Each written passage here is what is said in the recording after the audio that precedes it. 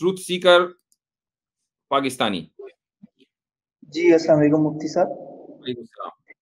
छोटे-छोटे 2-3 सवाल हैं, वो मैं करने हैं ज़रूर, अभी। ये ज़रूर। ब जी, जी, जी, ज़रूर जी, पूछिए। मैं ये कहता हूँ कि जो ये वाले सारे मुर्तद एतराज़ रखते हैं कि प्रॉफेट मोहम्मद ने शादी की 9 साल की बच्ची से इतनी ज़्यादा। आपको कुरान पर पहले कुरान पर ले लीजिए। कुरान पर आपको क्या एतराज़ है? अच्छा, कुरान पर। हुँ। कुरान पे बहुत सारे मैं ये कहना चाहता हूँ कि जो प्रॉफेट मोहम्मद की या हमारे रसूल अल्लाह की जो लाइफ हमें मिलती है, जब उसमें ही कुरान एतराज़ आ पर जाएगा तो आपको फिर क्या तो एतराज़ है? कुरान पर एतराज़ क्या है? ठीक है। कुरान की जो वो आयत है, एक जो वो सच वाला बहुत ज्यादा बार-बार पेश करता है कि उसमें नबी पाक सल्लल्लाहु अलैहि वसल्लम को औरतें रखने का कहा गया है, इतनी से शादी करने का कहा है। उससे उससे हो गया। इसके अलावा जो हज़रत ज़ैद के बारे में आयत नहीं, है, उस पर क्या नबी पाक एतराज़ है को भाई? उस पर हो गया क्या हो गया? उस पर क्या एतराज़ है? उसमें से ऐतराज़ ये है कि उससे कुछ नाउज़ बिल्लाह नबी पाक का किरदार जो है वो सही नहीं लगता उन आयतों से। कैसे? कैसे? अच्छा, अब मैं पहले ज़ायद वाली से कहूँ या इस वाली आयत से कहूँ? जो आप ठीक है, पहले पहले ज़ायद वाली, ठीक है। जी। वो ज़ैद वाली से ये है भाई कि पहले अगर आपने खुदा ने वो जो आपने सूरह अहज़ाब की दूसरी आयत ज़िक्र की है, इन्ना अहलल्ना लक अज़वाजक अल्लाती ज़ौजुहुन्ना, जी, उसी जी, के जी, बाद उसी को चलिए उसी जी। का कह देता हूँ। उससे क्या हमें हमें अगर एक इंसान बिल्कुल न्यूट्रल होकर उस आयत को देखे तो ये लगता है कि खुदा जो है वो एक बंदे को वो वाली चीज़ें अता कर रहा है जो एक आम इंसान को भी तलब होती है। जबकि एक खुदा का बनाया हुआ रसूल, पैगंबर, कायनात के क्रिएटर का वो ऐसा होना चाहिए था कि उसमें आम इंसानों वाली ये जो चीज़ें होती हैं, ज़रूरतें होती हैं, ये वाली होनी ही नहीं चाहिए थी। वो एक बिल्कुल सबसे अलग जिसको ये दुनियावी हमें हवस होनी ही नहीं चाहिए थी। मतलब हवस, सेक्सुअल डिज़ायर्स नहीं होनी चाहिए। ठीक है, ठीक है। तो यानी आपको ये लगता है कि रसूलुल्लाह सल्लल्लाहु अलैहि वसल्लम को जो ज़्यादा शादियों की इजाज़त दी गई है, ये गोया कि उनकी अल-इयाज़ बिल्लाह दुनियावी हवस थी जिसको पूरा किया गया, राइट? जी, जी, बिल्कुल। ओके, ठीक है। तो इसके लिए 2 बातें साबित करनी पड़ेंगी। एक तो ये साबित करना पड़ेगा कि आप सल्लल्लाहु अलैहि वसल्लम ने जितनी भी शादियाँ की हैं, वो अपनी हवस को मिटाने के लिए शादियाँ की हैं, अल-इयाज़ बिल्लाह। पहले तो ये साबित करना पड़ेगा। और दूसरे ये साबित करना पड़ेगा कि इस आयत के नाज़िल होने के बाद आप सल्लल्लाहु अलैहि वसल्लम ने शादियाँ की हैं। ये 2 बातें साबित करनी पड़ेंगी। क्या आप इन दोनों बातों को साबित करने के लिए तैयार हैं? मैं इस बात को साबित करने के लिए तैयार हूँ कि जब तक उनके पास ताकत नहीं आई थी, 40 साल से नहीं, पहले ये मेरे उन्होंने सवाल शादी का नहीं जवाब की। मेरे सवाल का जवाब ये है कि आपने ये समझा कि अल्लाह ताला ने कोई स्पेशल फ़ेवर किया है रसूलुल्लाह सल्लल्लाहु अलैहि वसल्लम को उनकी हवस की वजह से। तो आप क्या ये साबित कर सकते हैं कि आप सल्लल्लाहु अलैहि वसल्लम में अल-इयाज़ बिल्लाह हवस थी? एक या तो आप इसको साबित करें, पहले इसी को कर लीजिए, चलिए इसको कीजिए साबित, हवस थी। मुझे साबित करने की ज़रूरत ही नहीं है, मुझे जो लग रहा है सामने, मैं इतना बड़ा मुफ्ती नहीं हूँ कि मैं साबित कर सकूँ। मैं सिर्फ़ जो मुझे आपको सामने लग रहा है। आपको किसी बुनियाद पर लग रहा होगा ना मुफ्ती साहब और मुझे उसके एक मुकाबले जी, जी, में एक वो बुनियाद ये है जी, कि मुझे 1 उनका सेकंड एक देंगे? तो 11 या 10 या जितनी भी आपके नज़दीक जितनी बीवियाँ हैं, वो होना, ऊपर से लौंडिया होना, ऊपर ठीक से है, ठीक है, सही है। ये जी, सब सारी चीज़ें सही लग रहा है मुझे। जी, कासर साहब। जी, मैं सिर्फ़ एक हमारे जो भाई हैं, देखिए, अगर आपका ऐतराज़ इस चीज़ पे है कि उन्होंने एक आम आदमी वाली ज़िंदगी गुज़ारी, तो देखिए, हम इस चीज़ से कतई तौर पे नहीं कहते कि उन्होंने आम आदमी वाली ज़िंदगी नहीं गुज़ारी। इनफ़ैक्ट अगर आप उनकी जब जनाब रिसालत मआब सल्लल्लाहु अलैहि वसल्लम का विसाल होने वाला था, तो एक लंबी हदीस है, उसका मफ़हूम मैं आप छोटा-सा मैं आपके खिदमत में पेश करता हूँ कि जिसमें उन्होंने जनाब रिसालत मआब सल्लल्लाहु अलैहि वसल्लम ने कहा कि अल्लाह ने अपने बंदे को ये ऑप्शन दिया हुआ था कि वो आगे की ज़िंदगी को ले और या इस ज़िंदगी को ले, तो उसने आगे की ज़िंदगी को लिया। यानी कि जनाब रिसालत मआब सल्लल्लाहु अलैहि वसल्लम की इसकी जो इंटरप्रिटेशन है कि ऑप्शन था कि वो शाहाना नबूवत लें, जैसे जनाब सलमान अलैहिस्सलाम की थी, दाऊद अलैहिस्सलाम की थी, और बीमारी से पहले जनाब अय्यूब अलैहिस्सलाम के पास जो एक रईसों वाली ज़िंदगी थी, वो या वो एक आम आदमी वाली। तो उन्होंने अपनी उम्मत के लिए एक आम आदमी वाली ज़िंदगी कबूल की। अब अगर उस नबी को हिजरत करनी पड़ रही है, जिहाद करना पड़ रहा है, दांत अपने शहीद कराने पड़ रहे हैं, शैब वाक़ई अबी करने तालिब पड़ के रहे साथ हैं। लोग जो हैं, शैब अबी तालिब में दरख्तों के पत्ते खाने तक की नौबत आई, तो वो सब इसलिए है कि मेरे बाद कोई ये ना कहे कि वो तो अल्लाह के नबी थे, उनको तो सारी XYZ सहूलतें थीं, तो इसलिए वो तो कर गए। तो नहीं, उन्होंने हर वो चीज़ जो एक आम आदमी पे गुजर सकती है उससे बढ़ के अपनी ज़ात पे वो बिताया। इसे कहते हैं नबी। और उसका नतीजा क्या निकला कि 23 साल में एक सिविलाइज़ेशन खड़ी हुई।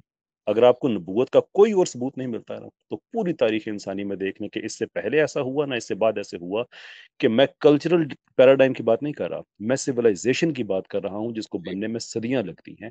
और 23 साल भी मैं मजमूई तौर पे जो कार्य रिसालत है, जो कंपेन ऑफ प्रॉफिटहुड है, मैं उसकी बात कर रहा हूँ। उसमें से भी आप पहले 12-13 साल तो सिर्फ़ और सिर्फ़ परसिक्यूशन के हैं। जी। लेकिन उसमें भी अच्छा उनका किरदार शामिल था अच्छा, कि एक लोगों को ये चीज़ चीज़ें में फैसल साहब बहुत अच्छी बात की आपने। मैं हुँ, हमारे ट्रुथ सीकर जो हैं उनसे ये बात कहना चाहूँगा। मैं उसी पर जो लफ़्ज़ हवस उन्होंने इस्तेमाल किया उसी पर वापस जाना चाहूँगा।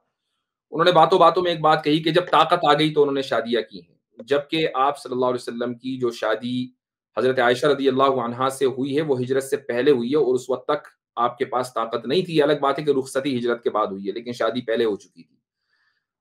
देखिए हवस अगर खुदा न ख़ास्ता इयाज़ बिल्लाह सल्लल्लाहु अलैहि वसल्लम में होती, तो आपकी शादियाँ बेवाओं से न होती। हज़रत आयशा के अलावा सभी बेवाएँ थीं।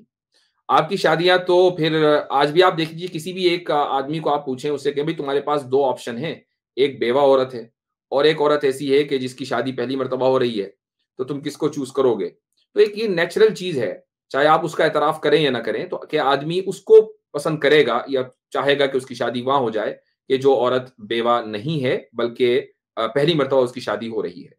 यहाँ आप सल्लल्लाहु अलैहि वसल्लम का रवैया बिल्कुल उलट है।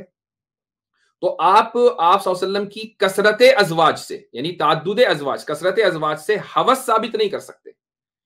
हवस साबित नहीं कर सकते हैं, ये बुनियादी पॉइंट है। क्या दूसरा लौंडियों से मुफ्ती शादी साहब इसमें एक पॉइंट ऐड कर दूं कि ये जो हवस वाली बात हो रही है, क्या वो वाक़या पता होगा शायद इनको भी कि अहले मक्का ने जो है नबी अलैहिस्सलातु वस्सलाम को ये ऑफर दिया था कि आप अपनी दावत बंद कर दें और जी, उसके बदले में जो है आपकी हम शादियां जो है एक से एक हुस्न वाली औरतों से एक कर से देंगे। जी, जी, जी, जी, तो जी। अगर ये अच्छा, हव्स उनकी नफ्सियात अगर ऐसी होती, हव्स वाली होती, तो वो कबूल कर लेते इस ऑफर को और वो सरदार भी बनाए जा रहे थे मक्का के।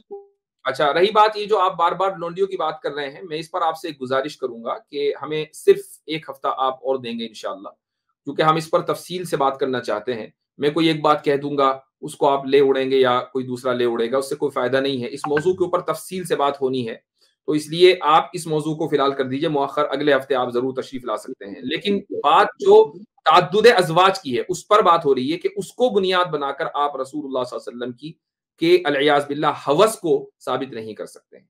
रही ये बात कि जो आपने आयत पेश की है, आपका दूसरा जो पॉइंट है वो ये है कि अल्लाह ताला ने स्पेशल फ़ेवर किया है।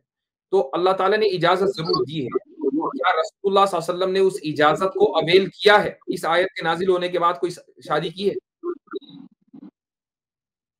ये तो आप जानते होंगे, ये सारा नहीं की नॉलेज है, आप मेरे नहीं की सामने है। सामने जो तो चीजें अब ये अगर ये कलाम रसूलुल्लाह सल्लल्लाहु अलैहि वसल्लम का होता और अल्लाह का ना होता, तो आप सल्लल्लाहु अलैहि वसल्लम इस आयत को कुरान में इंसर्ट करते और इसके बाद चूँकि फ्री लाइसेंस मिल गया है, तो चाहे जितनी शादी करें नो टेंशन। एक भी शादी नहीं की। हैं, ठीक हो गया। अच्छा इन ज़िक्र भाई, शादियों पे और ज़िक्र लौंडियों भाई, पे आप हाँ, ठीक है जवाब एक दे मिनट दें अच्छा, आप बाद ज़िक्र में। भाई, एक चीज़ सुनिएगा, क्योंकि ये जो सवाल आपके ज़हन में आता है ना, ये देखा किस तरह मुफ्ती साहब ने लिया है, हमने कोई आप पे गुस्ताखी का कोई ऐसी चीज़, और बिल्कुल आप सवाल जेन्युइन जो आपके ज़हन में आता है, इश्कालात हैं, वो रखें। अच्छा, मैं आपसे ये पूछना चाहता हूँ, क्योंकि तसव्वुर जहाँ से उभरा है, मैं उसको भी समझना चाह रहा हूँ। ट्रुथ सीकर भाई, मैं जानना चाहता हूँ, हवस को आप डिफाइन कर सकते हैं कि हवस से मुराद आपकी ये है औरतों की लालच, तमन्ना, इसको किस तरीके से डिफाइन करेंगे? मैं जानना चाह रहा हूँ कि हवस को आप थोड़ा सा डिफाइन करें कि हवस है क्या? ठीक हो गया। हवस दो तरह की होती है, हर इंसान में होती है। एक ज्यादा से ज्यादा दौलत की, एक ज्यादा से ज्यादा औरतों की ही होती है। ठीक, अब जितना अच्छा, भी कह लें मैं नेक हूं, पर जबरदस्त, ये हवस हर मैं समझ इंसान में गया, होती है। मैं समझ गया, मेरा जबरदस्त, मसला जबरदस्त। ये है कि ये मैं वाली हवस। अगला सवाल पूछने लगा जी हूँ, जी। आपने बिल्कुल ठीक कहा, मैं आपसे मुत्तफिक हूँ जो आप कह रहे हैं। ज़्यादा से ज़्यादा दौलत की, ज़्यादा से ज़्यादा औरत की, ज़बरदस्त, हवस इसको कहते हैं। ये आपने लिख लेना है नाज़रीन के साथ, ज़्यादा से ज़्यादा औरतें और ज़्यादा से ज़्यादा दौलत, ठीक है? इसको हवस कहते हैं। अच्छा, मुझे ये बताएँ, हवस की आम एवरेज इंसान के अंदर, इंसानी माशरों के अंदर पीक कब होती है? ये मुझे बताइएगा, पीक जो होती है हवस की, इन चीज़ों की, ये मुझे बताएँ। ये नहीं, मतलब आप एज के बारे में पूछ रहे हैं, किस एज में हाँ, होती हाँ, है? यानी इंसानी उम्र की ये हवस की एवरेज पीक क्या है? जो सेंसेस होते हैं, सर्वेज़ हैं, उस ये एतबार से पीक कब होती है? ये ये मेरे ख्याल से 18 साल के बाद किसी भी वक्त एक मर्द में होती है, इन दोनों ठीक है, चीजों की। मरते 18 दम साल तक रहती से, ठीक है, 18 साल आप कह रहे हैं, ठीक है, 18 साल। अच्छा, और मरते दम तक ये रहती है, ठीक हो गया। अगर हम दोनों हवस को देखें, दोनों चीजों को देखें, तो एक बंदा बचपन से पैदा होता है, 40 साल 25 साल की उम्र होती है, वो एक ऐसी औरत से शादी करता है जो 2 दफा बेवा हो चुकी है, बच्चे भी रखती है और 15 साल बड़ी है। अरब में उस वक्त पोलोगेमी को कोई भी ऐब नहीं समझा जा रहा था, जैसे अब नहीं समझा जाता, तब भी नहीं समझा जाता था कि आप तअद्दुद अज़वाज करें। कितने लोगों की बीवियां भी थी, लौंडियां भी थी, सब थी, यानी ये चीज उससे पहले प्रैक्टिस हो रही थी। यानी ये चीज एक ऐसे शख्स को जो अरब में उस वक्त पैदा होता, 25 साल की उम्र, फिर 40 साल की उम्र, फिर 50 साल की उम्र तक कोई चीज उसको अखलाकी तौर पर, कानूनी तौर पर, मुआशरती तौर पर रोकने के लिए कोई ऑब्स्टिकल नहीं था कि वो इस चीज को प्रैक्टिस कर सकता। वसाइल भी थे, जवानी भी थी, अमानत और सदाकत के चर्चे भी थे, मकबूलियत भी थी, और ऐसे कबीले से भी था कि हर कोई उस कबीले के साथ ताल्लुक जोड़ना चाहे। प्रीचिंग्स ऑफ इस्लाम के अंदर सर आर्नल्ड लिखते हैं कि मोहम्मद, ये ओरिएंटलिस्ट की बात कर रहा हूं, कि वो कहते हैं, ये ओरिएंटलिस्ट नॉन मुस्लिम की बात कर रहा हूं, वो लिखते हैं, जिसको कोट किया फिर शिबली नुमानी ने अपनी किताब के अंदर भी, और ओरिजिनल किताब भी मेरे पास पड़ी, अगर कहेंगे मैं रेफरेंस दिखाऊंगा, उसमें वो कहते हैं कि जो लोग मोहम्मद के ऊपर वुमनाइजर होने का, नाउजुबिल्ला, या औरतों का दिलदादा या खूबसूरत औरतों की तरफ लपकने का नाउजुबिल्ला इल्जाम लगाते हैं, उनको ये कहना चाहिए कि जो उसका पीक का टाइम था वो तो उसने मुजर्रद गुजार दिया और एक बीवी के साथ गुजार दिया। जो एक बंदे की जवानी का टाइम होता है, 25 साल में हजरत खदीजा शादी हुई, उस तक 15 साल तक, ठीक है, 40 कर लें, हजरत खदीजा आपके साथ रहती है। उसके बाद 40 साल दौरे नबूवत में आप ऐलान नबूवत करते हैं, और उसके बाद 53 साल के बाद जाकर आप तअद्दुद अज़वाज को किस जगह पर प्रैक्टिस करते हैं, अभी हम नहीं देख रहे। वो जो खास पीक टाइम था, उस पीक टाइम के अंदर तो आपने कोई भी ऐसा काम नहीं किया कि औरत की कम से कम हवस आपसे छलकती हो। क्या आप इस चीज को समझे हैं कि मसलन वो हिस्सा भी तो देखे ना मोहम्मद सल्लल्लाहु अलैहि वसल्लम। बहुत उम्दा पॉइंट। अच्छा, ट्रुथ सीकर मैं साहब, समझ गया एक मिनट, सर, इसका इसका जवाब दे दो, जवाब ही साथ दे। ही बताइएगा मुझको कि क्या हवस की कोई लिमिट होती है? क्या क्या आपके नजदीक हवस की कोई लिमिट है? मैं पहले अमीर हक साहब का वो जवाब जी, दे दूं, फिर मुझे भूल जाएगा। जी। वो ये कि वो बिल्कुल ये वाला, मुझे बिल्कुल, इसका मैं एक ही कैसे जवाब कर बन रहा सकता है, हूँ वो आप दे लें। ये, इसका एक ही जवाब बन मैं सकता है, वो आप देने लगे हैं, मेरे मुझे पता है, ख्याल और से उसके बाद मैं बात करूंगा जी। मेरे ख्याल से मैं अगर बिल्कुल मैं मुसलमान होकर भी सोचूं, तो मेरे माइंड में ये आएगा, अगर मेरे पास जरा सा भी ज़हन है, वो ये आएगा कि इंसान के पास जब कुछ भी नहीं होता, उस वक्त वो उसको नहीं, ना बीवी मिलती है ना उसे कुछ मिलता है, और जब उसके पास कुछ होता है तब जाकर ही वो शादियां भी करता है, तब जाकर जबरदस्त, वो कोई उसको बेटी भी देता है। तो उनके पास जब जबरदस्त। 40 साल तक कुछ नहीं था, तो तब तक कैसे उन्होंने ज्यादा औरतें कर दी थी, यही कैसे जवाब लौंडियां बनता ले ली था, थी? यही जवाब बनता था। मुझे पहले पता था ये जवाब बनता है। अब आप सुनिए उसका आगे, क्योंकि उससे आगे दूसरा फेज शुरू होता था कि जो एतराज का दूसरा हिस्सा है कि मोहम्मद सल्लल्लाहु अलैहि वसल्लम के पास जब ताकत और माल और दौलत आ गई तो उन्होंने जनाब शादियां की। अब हम डिटेल में स्टडी कर सकते हैं, और आपने गौर करना है कि मोहम्मद सल्लल्लाहु अलैहि वसल्लम की ताकत और पावर आने के बाद भी उनके मुआशी हालात क्या थे। क्या उन औरतों को अय्याशी कराई जा रही थी? क्या उन औरतों पर माल मता निछावर किया जा रहा था?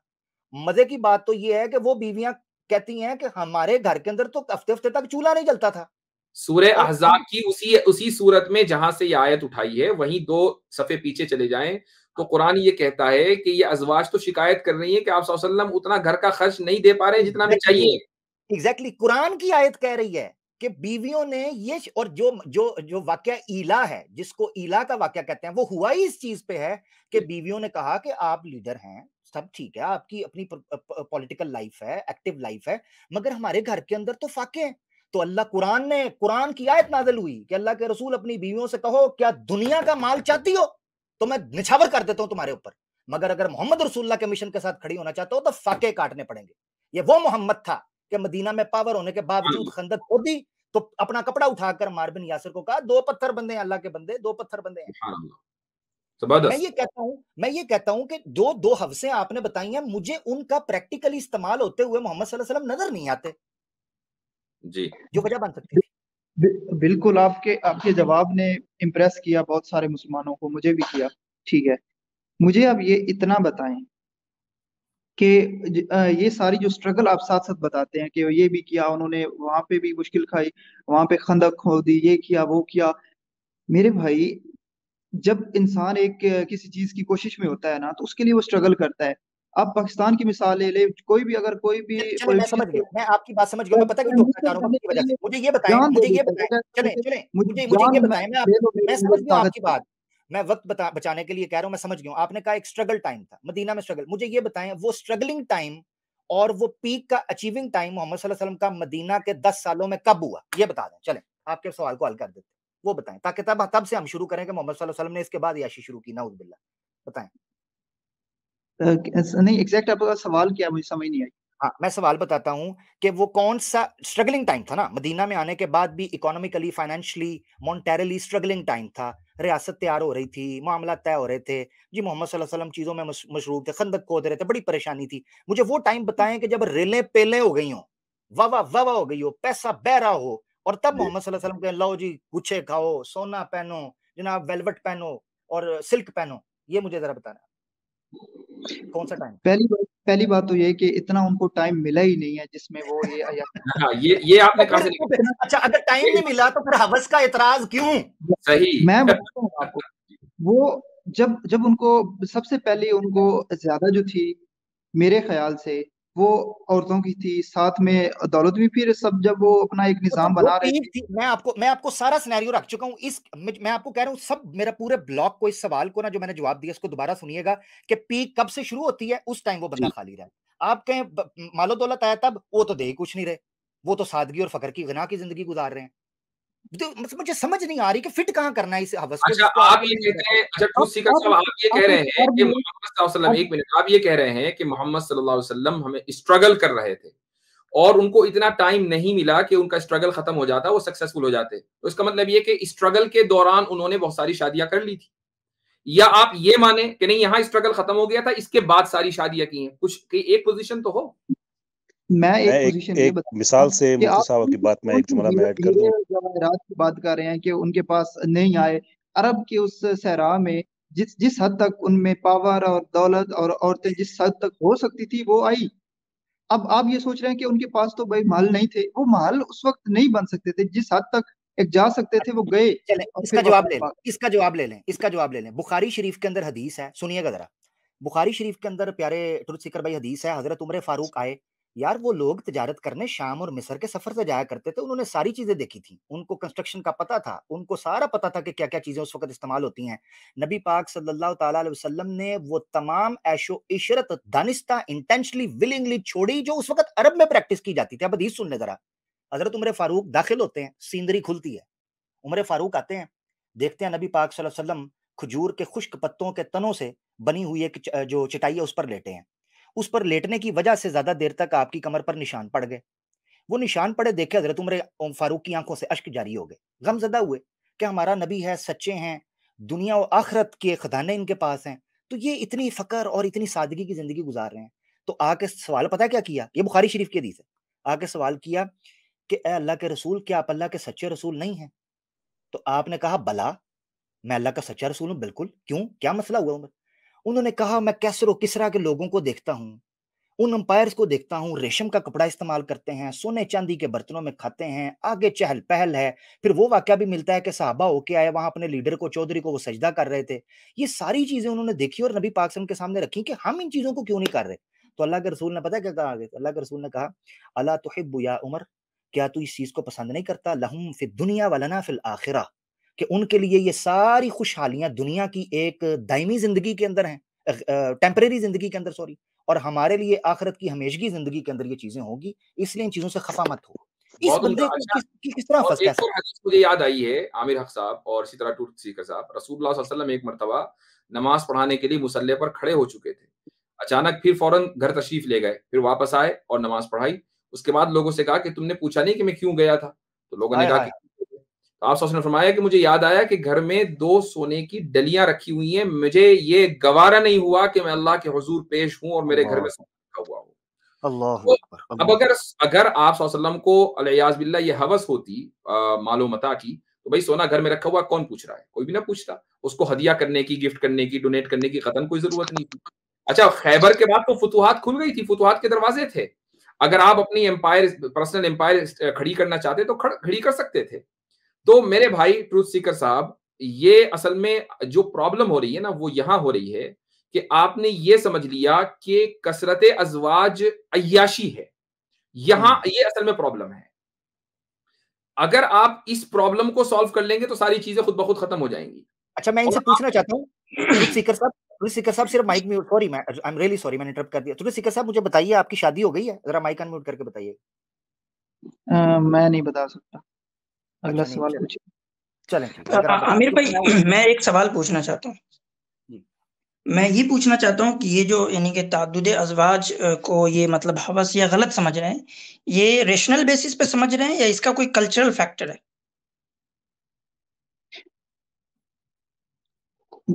कंटेम्परेरी कोई रिस्पॉन्स है?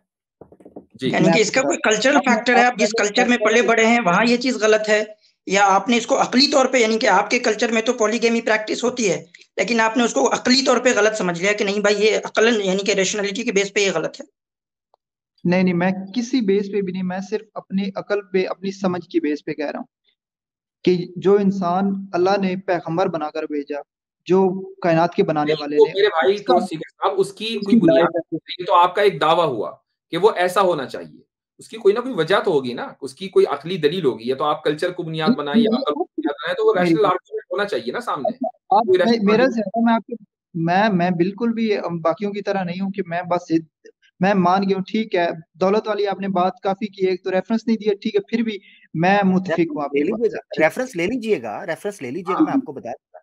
ये तो मशहूर वाकयात है। जो भी कहानी वाकया बताएं उसके साथ रेफरेंस दिया करें। दूसरा, मैं ठीक है, मैं मान लेता हूँ, ठीक है, दौलत का नहीं था उनके। अब मुझे औरतों का भी क्लियर कर दें, मेरे ज़हन से ये गंदगी निकाल दें। अगला सवाल करने लगा हूं जो मैंने पहले किया था, क्या हवस की इंसान में कोई लिमिट होती है?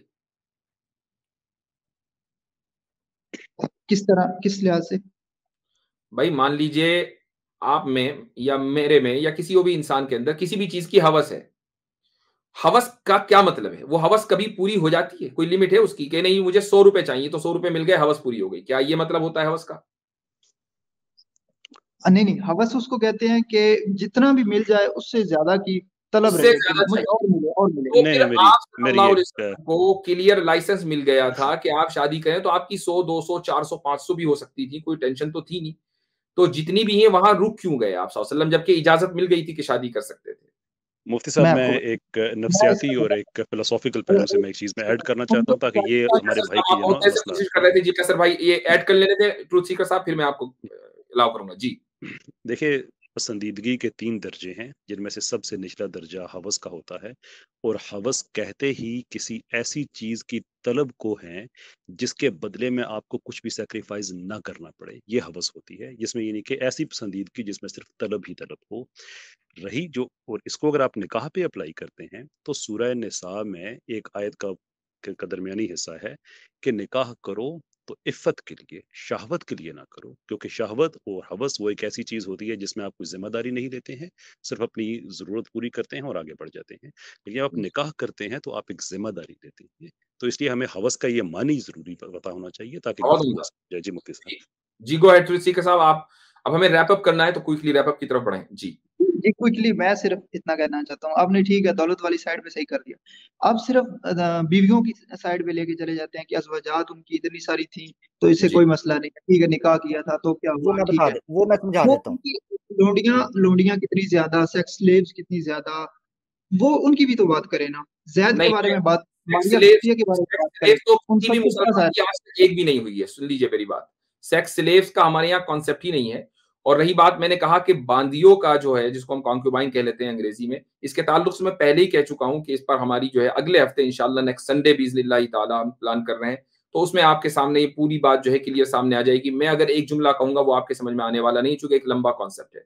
तो नॉट दैट कि we don't want to respond, we have a response but we need more time, तो जरा टाइम लगेगा उसमें। इसलिए हम पहले एक चीज पर, जो आपका अजवाज का मसला है ना, उसको निपटा लें। क्या अजवाज के ताल्लुक से आप मुतमईन हुए या नहीं? मेरा टोटल औरतों का है, अजवाज का सिर्फ मुफ्ती साहब एक मिनट दीजिएगा। औरतों का मसला है ना, तो उसमें दो कैटेगरी हो गई ना, एक अजवाज है, गैर अजवाज है। तो अजवाज के बारे में मसला हल हो गया या नहीं हो गया?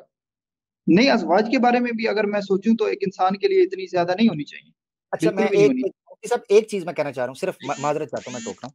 दौलत का वो कह रहे हैं मसला हल हो गया, कि उनको दौलत की हवस तो कम से कम नहीं थी, वो कह रहे हैं ये मसला हल हो गया, अल्हम्दुलिल्लाह। ठीक है ना तुरुत सिकर भाई, दौलत का मसला हल हो गया ना जी, ठीक हो गया, गुड। अब आ जाते हैं अज़वाज की तरफ। अच्छा, इंसान को जो हवस होती है, औरत की हवस, उसके पास दो ऑप्शन रखी जाती हैं।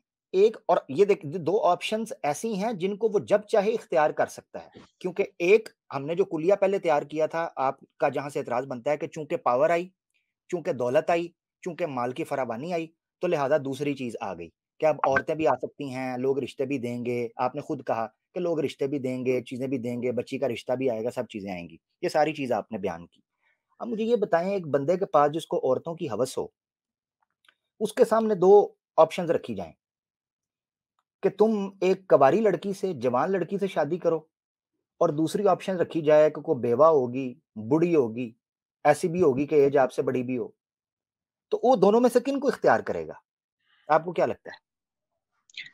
वो हर उम्र की लड़की, हर उम्र की औरत उसको चूज करेगा, और जो नबी पाक ने की, हर उम्र की 6 साल से लेकर जबरदस्त। 40-50 साल उन्होंने की। रुक जाइए, जबरदस्त। अब आपने ना इसको किसी जगह से साबित करना है कि जिस बंदे को औरत की हवस होती है, साइकोलॉजिकल स्टडी ये कहती है या सर्वेज ये कहते हैं कि जिस बंदे को औरत की हवस होती है वो हर उम्र में से 6 साल से लेकर 40 साल तक की सिलेक्ट करेगा। इसका आपने रेफरेंस देना है, क्योंकि ये एक साइकोलॉजिकल स्टडी हो सकती है हवस के हवाले से। नहीं नहीं, ठीक है, नहीं, आप कहना क्या चाहते हैं कि अगर क्योंकि आपने उनको हवस होती कहना पता क्या चाह रहा हूं, क्योंकि आपने पहले बनाया एक टारगेट, क्योंकि आपने उस जो एक एवरेज, मैं देखें मैं कर रहा हूं एवरेज, एक बंदे को क्या मसला हो सकता है कि जब उसको औरत की हवस हो तो वो क्या चाहे। एक आम बंदे से आप पूछें वो क्या चाहेगा, आपने पहले एक बनाया टारगेट कि मोहम्मद सल्लल्लाहु अलैहि वसल्लम की, चूंकि ताद्दुद अज़वाज पे इतराज कर रहा हूं, लिहाजा आपने जवाब उस तरीके का दिया कि वो 6 से शुरू होगा। मुझे बताएं कौन यहां नीचे, 1 मिनट रुकिएगा, नीचे कोई ऐसा हवस का पुजारी बैठा है कोई दुनिया के अंदर जो खुल कर आपको कहे जी मैं जनाब 6 साल की कुड़ी नाल भी शादी करना चाहता हूं या बात करना चाहता हूं, वो कह सकता है ताल्लुक कायम करना? अच्छा, वो इनके पास रेफरेंस नहीं है। ट्रूथ सीकर साहब, एक बात और, नहीं नहीं, ऐसा कोई नहीं है। मैंने पहले बताया, मैं अपने ज़हन से जो समझ रहा हूं मैं आपको बता रहा हूं, आप जो गलत मेरे करते हैं। अरे भाई, इसका मतलब है कि आपकी हवस की जो डेफिनेशन है वो आपकी अपनी इनफरादी है, उसके ऊपर कोई सर्वे क्लोज कर दे, मेरा माइंड ही क्लियर कर दे, सिर्फ 2 बातों का जवाब देके, जैद वाले मामला और दूसरा मारिया कुतिया वाला, उन दोनों को क्लियर कर चूंकि अभी ये वाली बात मुकम्मल हो जाए। ये जो आपने इतनी देर से जो हवस की बात की है, वो ये कि अगर मान लें आपकी, मुझे नहीं मालूम आपकी शादी हुई नहीं, अगर आपसे कोई ये कहे, और चूंकि आप पाकिस्तानी हैं, कि भैया आप फला जगह शादी कर लो, पाकिस्तानी कौम का मसला हल हो जाएगा। आपको लगता है कि आपको, चूंकि आपको पाकिस्तान से मोहब्बत है, तो आपको शादी कर लेनी चाहिए वहां, या आप कहेंगे कि नहीं पाकिस्तान जाए भाड़ में, मैं नहीं करता? क्या क्या क्या रवैया होना चाहिए आपका?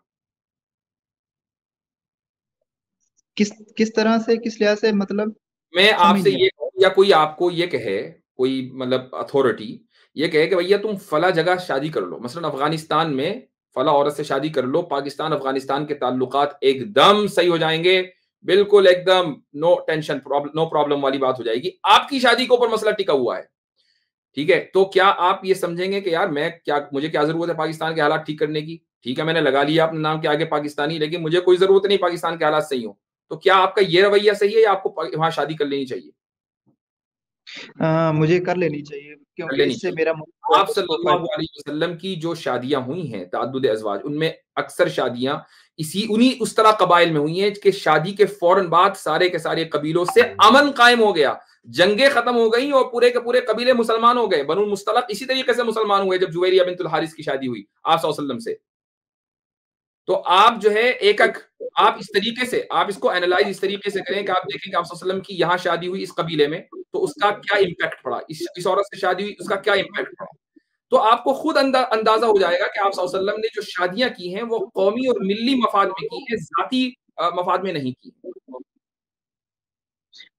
पहली बात तो ये कि एक शादी के लिए किसी 2 कबीलों का या 2 मुल्कों का मसला हल हो नहीं सकता, ये भी हुआ है ना, हो नहीं सकता, आज नहीं हो सकता, ये बात बिल्कुल सही है, क्योंकि हम नेशन स्टेट में रह रहे हैं। लेकिन जब कबायली निजाम था, तो कबायली निजाम में यही तरीका राइज था। कबायली निजाम ये कि आपके कबीले का बंदा अगर मेरे कबीले की किसी लड़की से शादी कर ले तो आप तो हमारे दामाद हैं। और मैं आपको ये बता दूं कि आज भी हिंदुओं में, हिंदू कल्चर में, तो जैसे राजपूत होते हैं या उनके यहाँ आज भी कबायली सिस्टम है और उनके यहाँ आज भी ये रिवाज है, आज भी इसी तरीके से चल रहा है। चले चले चले ठीक है, मान लिया ठीक है। शादियों का भी मान लिया, ये शादियों का मसला हो गया। अब आपके 2 मसले रह गए हैं, छोटी सी बस 2 मसले वो हल कर दें तो फिर जी 2 मसले हल रह गए हैं। पहले मसले में आपका एक तो ज़ैनब रज़ी अल्लाह अन्हा से निकाह था, एक तो ये मसला रह गया, और एक हज़रत मारिया किब्तिया से। हज़रत मारिया किब्तिया का जो मसला है उसका ताल्लुक चूंकि स्लेवरी से, तो वो तो आगे डिस्कस होगा, वो आज हम नहीं करेंगे। हज़रत ज़ैनब रज़ी अल्लाह अन्हा से निकाह का आपका मसला, एतराज क्या उसमें, ये बता दीजिए बस। वो मेरा एतराज ये है कि जो हमें जो इस्लाम की जो बेसिक हिस्ट्री है ना, जो किताबें, अब जो कुछ लोगों ने लिख दिया, आप लोगों ने लिख दिया, वो नहीं उसे छोड़िए लोगों ने क्या लिखा है उसको। अगर देखें कुरान में वाज़ेह अंदाज से लिखा हुआ है, कुरान में वाज़ेह अंदाज से लिखा हुआ है कि रसूलुल्लाह सल्लल्लाहु अलैहि वसल्लम ने हज़रत ज़ैनब से निकाह कर लिया, ठीक है। अच्छा, ये भी लिखा हुआ है कि हज़रत ज़ैनब पहले शादी हज़रत ज़ैद से हुई थी, ये लिखा, कुरान को सामने रख लीजिए, उस पर बताइए आपको एतराज क्या है। मैं एतराज बताता हूँ, पहले मुझे ये जवाब दें कि क्यों, आप ये जवाब दें, उसके बाद मैं सवाल करता हूँ कि भाई मैं आपसे ये पूछ रहा हूँ, आप एतराज लिखें ना, बयान करें तो मैं उसका जवाब दूंगा, उसमें आ जाएगा वो। आप मुझे वो एतराज तो बयान करें। मेरा एतराज ये है कि अपनी मुंह बोले बेटे की, जिसे बचपन से बेटा बनाकर रखा, की एक लड़की से शादी की और कुछ अरसा उसके साथ रही, उसको अपनी बहू बनाकर रखा और फिर उसके साथ शादी कर ली, और वो जो बेटा था उसकी वो माँ बन गई। मुझे ये मसला है ये। अच्छा, एक बात बताइए कि आप किसी औरत को, मसलन आप अपनी बीवी को, अगर आपकी शादी हुई, ये कहें कि तुम मेरी माँ हो, तो बीवी आपकी माँ बन जाएगी? वो मैं इस लिहाज से कह रहा हूँ कि नबी पाक ने खुद हमें फरमाया कि मेरी बीवियां आपकी माँ हैं। मेरे और आपके लिए आसानी ये होगी कि जो मैं आपसे सवाल कर रहा हूँ ना, उसमें आपके असल में उस इंटेलेक्चुअल को, रैशनैलिटी को इन्वोक करना चाहता हूँ। मैं आपसे ये पूछ रहा हूँ कि आप सल्लल्लाहु अलैहि वसल्लम की अभी बात को रखें आप साइड में, आप अगर अपनी बीवी को ये कहें कि तुम मेरी माँ हो आज से, तो क्या आपकी बीवी आपकी माँ बन जाएगी? मैं नहीं ना, मेरी वो हो ही नहीं सकती, सिर्फ रसूलुल्लाह की बीवियां हो सकती हैं। एक आम बात कीजिए, क्या बन जाएगी या नहीं बनेगी?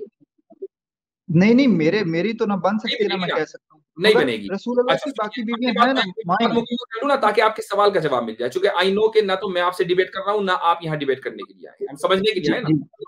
जी रसूलुल्लाह सल्लल्लाहु अलैहि वसल्लम की बैसत से पहले जो कुफ्फारे मक्का मुशरिकीन का जो कल्चर था ना, वो ये था कि अगर बीवी को माँ कह दिया तो वो माँ बन जाती थी और रिश्ता हराम हो जाता था। आपको पता है ये बात? जी पता ना भी हो, फिर भी सही है, मैं मानता हूँ। कुरान ने इसको जिक्र किया है, कुरान ने सूरह मुजादला में ये वाक़या आया कि भाई जिनको तुम अपनी, वो जो तुम्हारी बीवियां हैं वो तुम्हारी माँ नहीं है, महज माँ कह देने से वो तुम्हारी बीवी, तुम्हारा रिश्ता खत्म नहीं होगा, तुम्हारी माँ नहीं बनेगी। इसी तरीके से सूरह अहज़ाब में एक दूसरे कल्चर को खत्म किया, वो ये कि अगर कोई तुम्हारा बेटा नहीं है, तुम उसको बेटा कह दोगे, तुम्हारा बेटा नहीं बन जाएगा, वो कहते रहो उसको बेटा, वो बेटा नहीं है। बेटा वही है जो नसबी हो या रज़ाई हो। ये कुरान ने दोनों कॉन्सेप्ट क्लियर किए हैं, ठीक है। अब जब ये कॉन्सेप्ट क्लियर कर दिया कि महज किसी को बेटा कह देने से वो बेटा नहीं होगा, नसबी रिश्ता जरूरी है या रज़ाई रिश्ता जरूरी है। अब बेटा नहीं है, बेटे ने कहीं निकाह कर लिया, उसके बाद उसको अपनी बीवी को तलाक दे दी, तो अब ये दिखाना था, ये रसूल ये आप सल्लल्लाहु अलैहि वसल्लम से ये अमल करवाना था अल्लाह ताला को कि अगर आप सल्लल्लाहु अलैहि वसल्लम ये निकाह कर लेंगे तो पूरी उम्मत मुस्लिमा के लिए, तमाम मुसलमानों के लिए नजीर बन जाएगी। कुरान ने इसको जिक्र किया है, कैला यकून अलल मुमिनीन हरजुन फी अज़वाजी अदइयाइहिम, कि ताकि मोमिनीन के लिए ये निकाह इसलिए हुआ है ताकि मोमिनीन के लिए ये हरज ना रहे कि वो अपने मुंह बोले बेटों की बीवियों से जबकि उनको तलाक हो जाए वो निकाह कर ले, इसमें कोई हरज ना रहे। ये स्टैंडर्ड सेट करने के लिए, प्रेसिडेंट सेट करने के लिए रसूलुल्लाह सल्लल्लाहु अलैहि वसल्लम से निकाह करवाया गया हजरत ज़ैनब के साथ। ये वजह रही, चूंकि हजरत ज़ैद को आप कह रहे हैं ना बेटा, वो तो बेटे थे ही नहीं, कुरान तो उनको बेटा मानते ही नहीं, ना रसूलुल्लाह सल्लल्लाहु अलैहि वसल्लम बेटा मान रहे हैं। अच्छा ठीक है, मुझे ये बताएं कि जो रसूलुल्लाह की बीवियां हैं, क्या वो उम्मत की माएँ हैं या नहीं, मुझे ये बता दें। वो बिल्कुल रूहानी माएँ हैं। तो वो भी हजरत जैद की, वो जो हजरत ज़ैनब थी, वो माँ बन गई या नहीं? वो भी नसबी माँ तो नहीं बनी, नसबी माँ तो नहीं बनी, रूहानी बनी है। रूहानी माएँ हैं, नसबी नहीं है। माँ तो बन गई ना वो, उनके लिए वो ये तो कह सकते हैं ना कि रसूलुल्लाह शादियों की का बीवी मेरी भी माँ है। दोबारा बोले, आवाज कट गई। मैं बोल रहा हूँ कि वो माँ बन तो गई ना, चाहे रूहानी है या असल में माँ, अच्छा, बन उससे तो क्या गई ना माँ।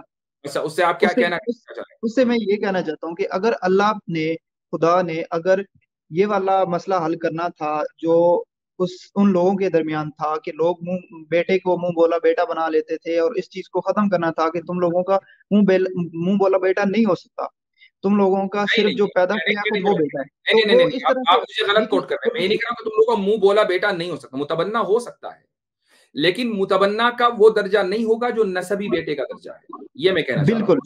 बिल्कुल। ये ही अल्लाह ने जब असूल वाज़ेह करना था, तो क्या अल्लाह जैसे शराब के बारे में हुक्म दे दिया सीधा कि शराब हराम है, इसी तरह से कह देता कि ये इस तरह हराम है नहीं करना? तो प्रैक्टिकल करने की जरूरत क्या थी? देखिए, प्रैक्टिकल करने की जरूरत, क्या आप ये समझते हैं कि अगर ये कह दिया जाता आप सल्लल्लाहु अलैहि वसल्लम को कि नहीं जी, ये कुरान करीम में यह आयत आ जाती, तो क्या लोग, क्या कोई बाद में आकर कोई मुसलमान अपने मुंह बेले बेटे की मुतल्लका बीवी से निकाह कर लेता, उसकी जुर्रत करता? मैं ये कहता हूँ कि अगर कुरान में सीधी आयत आ जाती कि ये इस तरह हराम है, तो मुसलमान ऐसे ही इसको छोड़ देते, जैसे शराब नहीं, को भाई जी बच्चे मुतबन्ना मैं मुसलमान मुफ्ती छोड़ साहब, देते। मैं इसका आंसर करता हूँ इनको। एक देखिए, मिनट, एक चीज होती है कल्चरल प्रेशर। बात मुकम्मल कर लूं। मुतबन्ना को छोड़ने की बात नहीं हो रही है, मुतबन्ना को मना नहीं किया कुरान ने। कुरान ने ये कहा कि मुतबन्ना की मुतल्लका से निकाह किया जा सकता है। अगर कुरान में सिर्फ ये हुक्म आ जाता, तो क्या आपको लगता है कि मुसलमान ये जुर्रत कर लेते कि मुतबन्ना की बीवी से, मुतल्लका से वो निकाह कर लेते? कोई भी मुसलमान ये जुर्रत करता अगर उसके सामने नजीर ना होती?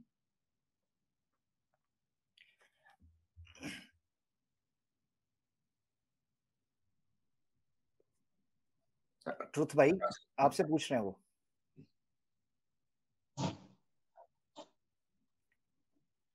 एनीवेज, पता नहीं क्या चलेगा। आसिम भाई, आप कोई पॉइंट कहना चाह रहे थे, प्लीज गो अहेड। सॉरी, जी मैंने जी, मैं ये कह रहा था इनको समझाने के लिए, वो हिकमत पूछ रहे थे कि अल्लाह के नबी सल्लल्लाहु अलैहि वसल्लम ने क्यों की, सिर्फ कुरान में जो हुक्म वारिद हो जाता। तो देखें, बहुत सारी चीजें जो है ना सिर्फ हुक्म वारिद होने से नहीं होती। एक चीज होती है कल्चरल प्रेशर, उसको तोड़ने के लिए प्रैक्टिकली करना जरूरी होता है। जैसे हम देख लें ना, हम इंडिया पाकिस्तान या बर्रे सगीर का हम अपना कल्चर देख लें, बहुत सारी चीजें हैं जो इस्लाम से मैच नहीं करती हैं, but we are doing due to only cultural pressure. अब देखिए, के कुरान में 4 बीवियों से शादी करने की इजाजत है। बताइए इंडिया पाकिस्तान में कितने लोग करते हैं? इंडिया में तो लोगों ने छोड़ ही दिया, कल्चरल नहीं प्रेशर। वो मेरा म्यूट ट्रुथ था, सीकर मैंने एक भाई, बात बोली है तो वो आपकी पास पहुंची नहीं है। ट्रुथ सीकर मैं भाई सिर्फ एक ये मिनट कहना दीजिएगा चाहता जरा। था, मैं समझ गया मेरा आपकी बात। सिंपल सा, मुझे एक मिनट दीजिएगा। बाकी लंबी बातों में सिंपल कह पढ़नी दिया नहीं है, जाता। सादा सी आप बात ये है, कह रहे हैं ना, सादा आप ये सी कह बात। रहे हैं ना सिंपल कह दिया जाता। आप ये कह रहे हैं सिंपल कह दिया जाता, करने की जरूरत क्या थी? तो जिस करने की वजह से आज आप उलझाओ का शिकार हो रहे हैं ना, यही वजह थी। जी, आज 1400 साल बाद भी आप ये कह रहे हैं कि ओहो हो क्यों कर दिया, तो यही तो उस वक्त था। तो इसी चीज को तो नहीं तोड़ना था नहीं, जो आज इतराज है। ये इस जरा सुने आगे, ये देखें आयत सामने आपके, जरा सुनिएगा। ये देखें, यहाँ पर बयान हो रहा है कि तुम लोगों से डर रहे थे, यानी शर्मा रहे थे, हिचकिचा रहे थे। अवल्लाहु अहक्कु अन तख्शा, अल्लाह के रसूल, जब आप अल्लाह ने आपको हुक्म दिया है या इस चीज को, इस कल्चर को तोड़ना है, तो आप क्यों परेशान हैं या क्यों इस चीज के बारे में उलझन का शिकार हैं? आगे देखें, वो जो मैंने जिसको मैंने हाईलाइट किया, जिसकी तरह मुफ्ती साहब ने तवज्जो दिलाई थी, वो वजह थी इसको प्रैक्टिकल करने की। अब ये देखें, जव्वजना जव्वजना कहा लिकई ला यकूना अलल मुमिनीना हरजुन फी अजवाजी अदियाहिम। अब ये हरजुन का जो वर्ड है ना, इसको जरा गौर से सुनिएगा ट्रुथ सीकर भाई। हरजुन का वर्ड कुरान में ऐसी बहुत सी जगहों पर कॉन्टेक्स्ट में इस्तेमाल हुआ है जहां पर अरब के कल्चर और उनके ट्रेडिशन का ताल्लुक था। जैसे मनासिक के हज के बारे में बहुत सी जगह पर कहा गया इस मामले के अंदर कोई हरज नहीं, यानी जहां पर इस्लाम ने माकबल दीन इब्राहिमी की जो क्लॉजेस हैं, उसकी प्रोविजंस हैं, उनको उसी तरीके से रखा है। वहां पर कुरान ने कह दिया कि अब चूंकि इस्लाम आ गया, तो कहीं ये मत समझना कि पिछली सारी चीजें जो हैं वो तुम पर कोई वाजिब या मकरूह या कोई हरमात में आ गई हैं, बल्कि ये समझो कि तुम्हारे ऊपर इस मामले के अंदर कोई हरज नहीं होगा जो नबी पाक सल्लल्लाहु अलैहि वसल्लम से करवाया। ये प्रैक्टिकली करवाना। आपको पता है अरबों के अंदर रजाई रिश्ते और मुंह बोले रिश्ते इतनी बड़ी अहमियत थी कि वो उनको अपनी वारिस समझते थे। जी। रजाई मुंह बोले रिश्तों को। इस आयत का तर्जमा निकाल सकते हैं आप क्या, जी मैं इन्हीं दिखा देता आयत हूँ। का? हाँ मैं दिखा देता, उर्दू में देखना या इंग्लिश में? उर्दू में निकाल। चले मैं उर्दू में दिखा देता हूँ, उर्दू में दिखा देता हूँ ताकि आप देख लें। थैंक यू, आपने ये डिमांड और किया। ये वेरी गुड। और और ट्रूथ सीकर साहब ये तर्जुमा भी सिर्फ आपकी सहूलत के लिए है, मेरे नजदीक तर्जुमा बुनियाद नहीं है कुरान की। जी नहीं, हमें जिनको अरबी नहीं आती उसका हाँ, मैं मतलब इसलिए नहीं कह आता, रही किसी को अरबी आती है। आपकी सहूलत के लिए।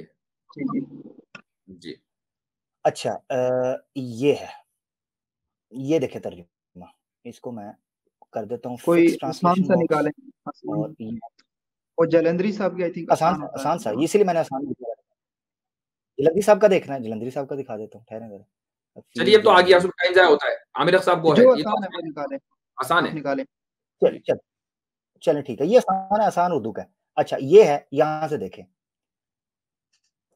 अच्छा, तुम लोगों से डर रहे थे, हालांकि अल्लाह उसका ज्यादा हकदार है कि तुम उससे डरो। फिर जब जैद उससे नहीं अपनी हाजत पूरी कर चुका, नहीं, सुने, शुरू शुरू यानी से पूरी आयत शुरू से, जहाँ से ये बात शुरू होती है। चलें ठीक है, शुरू से पढ़ लेते हैं। यार ये क्यों आ रहा है सामने, मुझे नहीं पता, ये टैबर क्यों यहाँ पर आ रहा है इसका लाइन आप का। कुरान.com से नबी, निकालें, वो इजीली क्लियर होता है। और कोई नहीं, यहाँ पर भी है, मैंने उसको चूंकि हाईलाइट किया था इसलिए वो इशू कर रहा है। जरा सुन ले, जरा टाइम दूसरों का भी जाया हो जाएगा। ए नबी, याद करो वो मौका जब तुम उस शख्स से कह रहे थे जिस पर अल्लाह ने तुम पर, ये आप 2 लाइनें स्किप हो रही हैं, मैं इसको कर दे। जब तुम अल्लाह से कह रहे थे कि जब तुम उससे कह रहे थे कि जिस पर अल्लाह ने इनाम किया, और ए मोहम्मद आपने इनाम किया कि अमसिक अलैका ज़ौजका, कि अपनी बीवी को अपने पास रखो, वत्तक़िल्लाह, और अल्लाह से डरो, वतुख़फ़ी फ़ी नफ़्सिका मल्लाहु मुब्दीही, और तुम अपने दिल में वो बात छुपा रहे थे जिसको अल्लाह ताला खोलना चाहता था। अब आगे आ गया है। अच्छा, जी तुम लोग हाँ छुपाए हुए थे जिसे अल्लाह खोलना चाहता था। तुम लोगों से डर रहे थे, हालांकि अल्लाह उसका ज्यादा हकदार है कि तुम उससे डरो।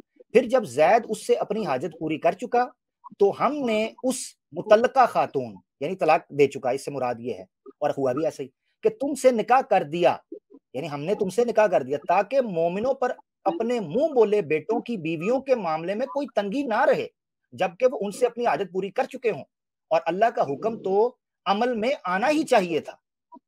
ये है ये आयत, ठीक है जी, मेरे इससे मुझे जो बात समझ आई है ना, वो मैं आपको बताता हूँ। वो ये कि रसूल अल्लाह ने को हजरत जैद की बीवी नाउजुबिल्लाह पसंद आ गई थी, तो उसके ये बारे कहाँ में से आया, खुदा ये कह ये रहा है बात कि कहाँ ये बात कहाँ लिखी है? ये बात कहाँ लिखी है? ये जो मुझे अब वो रेफरेंस नहीं पता कि कौन कहाँ पे है। मैं यहाँ आपको से बताता एक हूँ। मिनट सुनिए, यहाँ से आपको रेफरेंस समझ आई है, आपने कहा है, यहाँ से बताएं किधर है। नहीं, दिल वाली जो बात कह रही है दिल कि में आपका जो आप दिल दिल में में बात, घुस गए प्यारे भाई, अल्लाहु मुब्दीही, खाम यहाँ से ना। दिल में और इसकी किधर इसकी किधर है। तफसीर जो जो पहले वाले स्कॉलर्स हैं वो जो करते हैं, वो भी नहीं आपने नहीं पढ़ी नहीं, होगी सुनिए ना। सुनिए, आपको यहाँ से ये बात बहुत समझ में आई ना, वतुख्फी फी नफ्सिका मल्लाहु मुब्दी, यहाँ से समझ में आई कि दिल में छुपाए हुए थे कि मैं ज़ैनब से शादी करूंगा, राइट? जी जी, अच्छा, ये चीज आपको कैसे समझ में आई? वो मुझे एक तो तफसीरों से भी समझ आई और वैसे भी पढ़ने से मुझे समझ आई कि अभी उनके फिलहाल दिल में तफसीरों ये। को सामने हटा के रख दीजिए, आप इस आयत पर फोकस कर लीजिए। इस आयत से आपको क्या लग रहा है कि रसूलुल्लाह सल्लल्लाहु अलैहि वसल्लम ये प्लान बनाए हुए थे? मुझे इन आयतों से ये लग रहा है कि वो रसूलुल्लाह, साथ में वो तफसीर भी है इसकी कि वो उनके घर गए और आगे से वो उनको नामुनासिब लिबास में देखा तो वो नहीं है, चले गए। तारीख तिबरी में ये रिवायत लिखी हुई है और झूठा वाकया, मौजू रिवायत है, आपको पता है? तारीख तिबरी में है मौजू रिवायत, लिखा फैब्रिकेटेड। हुआ तो है ना, जो अच्छा अरे जो ये पहले क्या वाले बात हुआ? स्कॉलर्स कोई हैं भी जो चीज बातें अगर लिखी लिखी हुई हुई थी हैं। तो हम उसको कबूल अच्छा कर ये लेंगे। नहीं, अच्छा ये नहीं लिखा हुआ वहां के नबी पाक सल्लल्लाहु अलैहि वसल्लम सच्चे रसूल हैं और वो बिल्कुल ईमानदार है, वो नहीं लिखा हुआ वहां पर, उसको नहीं मानते, जी जी, वो लिखा सारा हुआ तो कुछ है मैं ना। मानता हूँ, वो मैं मानता हूँ यानी सब कुछ, मगर आप ये वाली। मौजू, सुनिए ट्रूथ सीकर साहब, मौजू रिवायतों को बुनियाद बनाकर आप कुरान को समझेंगे। मैं वो समझूंगा जो अकल में भी बैठती हो, वो बात अकल में बैठती है, क्योंकि अगर यानी ये यानी बात आप होती वसल्लम का वहां जानना, हजरत ज़ैनब को उस हाल में देखना, वो आपकी अकल में बैठ रहा है कि ऐसे हुआ होगा। जी, ये मेरे अकल में बैठ रहा है कि उनको वो पसंद आई, तब वो उन्होंने जाकर शादी की और अब नहीं नहीं नहीं आयत नहीं नहीं, उतरी कि आपको आप ये शादी कर कैसे दें। अकल में बैठ रहा है कि आप वसल्लम वहां गए और आपने उनको उस हाल में देखा? ये सारी चीजें एक हिस्टोरिकल अगर इवेंट हुआ भी है, आपको कैसे पता चला अकल की बुनियाद पर कि सही है कि गलत है? क्योंकि ये आयत के मुताबिक ये सूट करता है, आयत ये के वाला मुताबिक इवेंट ये सूट आयत करता सामने है। लाइए आमिर भाई, आमिर साहब आयत सामने लाइए। ओके ओके जी, यही वजह है। अच्छा ये नहीं पढ़ रहे, अच्छा एक मिनट आमिर भाई, मैं जब तक आप आयत को लोड करते हैं, ट्रूथ सीकर भाई, आपको क्रोनोलॉजी का पता है क्या होती है? क्या चीज? क्रोनोलॉजी पता है आपको क्या होती है? क्रोनोलॉजिकल ऑर्डर किसी किन चीजों का? कोरोना नॉलेज कौन जी सा? जी, तरतीब, यानी कि पहले क्या हुआ, जी फिर जी क्या जी हुआ, जी फिर क्या तरतीब। हुआ। ये हटा दीजिए ये तर्जुमा दो साहब से जल्द बज़ाहिर जो डिस्कनेक्टेड वाक़यात हैं, अब आयत भी आ गई है, मैं जल्दी से अपनी बात को ख़त्म करूँ कि आप इसी आयत में अगर तरतीब देखें कि नबी पाक सल्लल्लाहु अलैहि वसल्लम ने चाहा कि ये निकाह बरकरार रहे, वो ना रहा, उसके बाद शादी हुई। ये है तरतीब, क्रोनोलॉजी। जो आप बता रहे हैं कि नहीं, उनको पहले वो खुदा न खास्ता पसंद आ गई और एक मौजू रवायत है जो आप कह रहे हैं दिल को लग रही है, जिसका कोई हिस्टोरिकल रेफरेंस क्रेडिबल नहीं है, ये क्रोनोलॉजी ही सारी बेसलेस है। तरतीब ये है कि उनकी शादी थी, हजरत जैद उसको तोड़ना चाहते थे, हजरत ज़ैनब पहले ही खुश नहीं थी, नबी पाक सल्लल्लाहु अलैहि वसल्लम ने उसको कायम रखने की कोशिश की, वो निबाह नहीं हो सका, तलाक हो गई। उसके बाद नबी पाक सल्लल्लाहु अलैहि वसल्लम ने शादी कर ली। आयत इसलिए आई कि लोगों को था कि वो तो आपके मुंह बोले बेटे की बीवी थी, तो शरीयत ने वाज़ेह कर दिया कि मुंह बोले बेटे की कोई शरई हैसियत नहीं थी। इसमें अच्छा क्या प्रॉब्लम है? जी, बहुत अच्छी बात। मैं एक मिनट, ट्रूथ सीकर साहब, मुझे एक बात बताइए, अगर ये कलाम अल्लाह का न होता और ये कलाम रसूलुल्लाह का होता और उन्होंने ये कुरान में इंसर्ट कर दिया होता, तो क्या रसूलुल्लाह सल्लल्लाहु अलैहि वसल्लम अपना ये राज कभी फाश करते अपनी ज़बानी कि मैं तो ये प्लान बनाए बैठा था? नहीं नहीं, वो इस तरह किया भी नहीं है ना, इस तरह से तो नहीं कहा अरे इस आयत में कि आपने कहा मुझे ना कि पसंद आ मुझे इस गई। आयत से समझ में आ रहा है, वतुख्फी फी नफ्सी का मल्लाहु मुब्दीही व तख्शा, आप अपने दिल में वो बात छुपाए बैठे थे जिसको अल्लाह ताला जाहिर कर रहा है। तो अगर रसूलुल्लाह सल्लल्लाहु अलैहि वसल्लम अपने दिल में कोई बात छुपाए बैठे थे, तो क्या जरूरत थी उसका इजहार करने की और खुद ही अपना राज फाश करने की सरेआम? उन्होंने ये राज तो नहीं ना फाश किया कि मैंने ऐसे जाकर देखा था उनको और फिर मुझे ये ओहो, पसंद आई और मैं शादी अगर करना ये चाहता हूँ, इरादा ही इसी था में किया शुरू था। में, अगर पहले से ये इरादा था कि मैं ज़ैनब से शादी करूंगा, तो ये एक राज था दिल में, राइट? इसको बाद में जाहिर करने की जरूरत क्या थी कि मैं तो पहले से प्लान किए बैठा था और ये सब मैंने प्लॉट किया है, मैंने जैद को कहा कि भाई तुम रख लो, लेकिन असल में वो तो तलाक देने वाला था और मैं पहले से इरादा किए हुए था कि मैं शादी करूंगा ज़ैनब से। ये सारी बात तो उनके खिलाफ जा रही है। जी बिल्कुल, यही तो मसला है ना, उनके खिलाफ बातें जा रही हैं, तारीखों इसका में मतलब पड़ी ये हुई हुआ हैं। कि ये उनका कलाम नहीं है। ये जिसका भी है, अल्लाह का ही ठीक, है मान लो, एक मिनट, फिर भी अल्लाह का उनके कलाम हो खिलाफ गया। बहुत अच्छा, अब मैं आपको बताऊं कि वो क्या चीज छुपाए बैठे थे। वो ये खौफ था, अल्लाह ताला ने उनको पहले ही बता दिया था कि जैद अपनी बीवी ज़ैनब को तलाक देंगे और मैं आपका उनका निकाह आपसे कराऊंगा। रसूलुल्लाह सल्लल्लाहु अलैहि वसल्लम को ये डर था कि मुआशरा क्या कहेगा। अल्लाह ताला ने इस चीज को जिक्र किया है कि वतख्शन्नास, तुम लोगों से डर रहे थे कि मुआशरा क्या कहेगा, जबकि तुम्हें अल्लाह से डरना चाहिए। वल्लाहु अहक्कु अन तख्शा। अब आपको किसी दूसरी तफसीर की, रिवायत की जरूरत ही नहीं, तर्जुमा ही बता रहा है कि हुआ क्या था। मैं ये कह रहा हूँ कि अल्लाह का ही तो वो बीच में डर लेकर ले आते थे कि ये आयत आ गई ऊपर से, जो तो उनका दिल भाई होता था। अगर अगर वो आयत, ये अगर ये आयत फैब्रिकेटेड है, तो मैं इस आयत के अंदर वतुख्फी फी नफ्सी का मल्लाहु मुब्दीही व तख्शन्नास, ये जुमला नहीं होना चाहिए। नहीं होना चाहिए। ये हजरत आयशा ने भी कहा हुआ है। ऐसे भी तो नहीं ना होना चाहिए था कि ए मोहम्मद, आप जैद की बीवी से शादी कर लो, उससे तलाक दिलवा कर नहीं नहीं शादी नहीं, कर लो। देखिए ये आपने जो है एकदम पाला बदल लिया, पोल एकदम चेंज कर दिया। मुझे एक बात बताइए कि क्या ये जुमला वतुख्फी फी नफ्सी का, ये वतुख्फी से लेकर अन्नास तक, जरा हाईलाइट कर दीजिए इसको। ये जुमला क्या आपको ये नहीं बता रहा है कि ये जुमला मोहम्मद सल्लल्लाहु अलैहि वसल्लम का अपना जाती नहीं हो सकता? कोई आदमी अपना राज पब्लिक में फाश नहीं करेगा और इस तरह फाश करना कि कयामत तक के पढ़ा जाता रहे। मुझे बताइए, ये जुमला क्या आपको लग रहा है कि मोहम्मद सल्लल्लाहु अलैहि वसल्लम का बनाया हुआ है? ये पूरी आयत इस जुमले की वजह से, ये जुमला तो नहीं होना चाहिए था।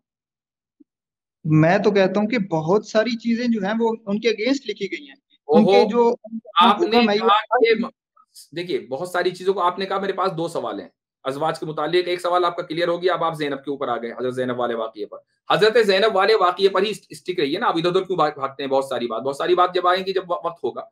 फिलहाल हम इस आयत के ऊपर बात कर रहे हैं। ये आयत आपको खुद बता रही है कि जो क्रोनोलॉजिकल ऑर्डर है, जो हमारे कैसर भाई ने जो टर्म इस्तेमाल की, जिससे आप वाकिफ नहीं है, वो क्या हुआ है कि अल्लाह ताला ने रसूलुल्लाह सल्लल्लाहु अलैहि वसल्लम को बताया कि ऐसा होगा और हम तुमसे निकाह कराएंगे। रसूलुल्लाह सल्लल्लाहु अलैहि वसल्लम को यह खौफ हुआ कि मैं अगर ज़ैनब से निकाह कर लूंगा तो भाई लोग क्या कहेंगे, तो आप लोगों से डर रहे थे, जबकि डरना अल्लाह ताला से चाहिए।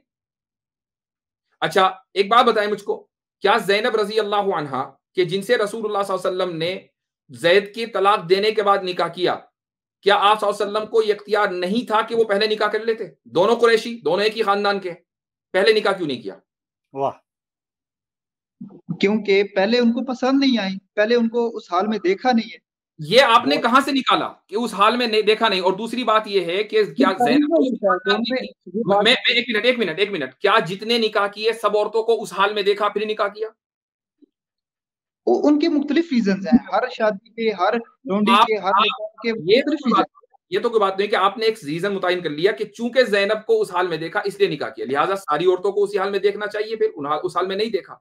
दूसरी बात ये है कि क्या आप किसी जिससे भी आपने निकाह किया होगा, क्या मैं sorry I am being rude, लेकिन मुझे मिसाल देनी पड़ रही है, निकाह करेंगे, निकाह किया होगा, पहले आप उसके कपड़े उतरवा के देखेंगे कि मैं देखूंगा फिर निकाह करूंगा?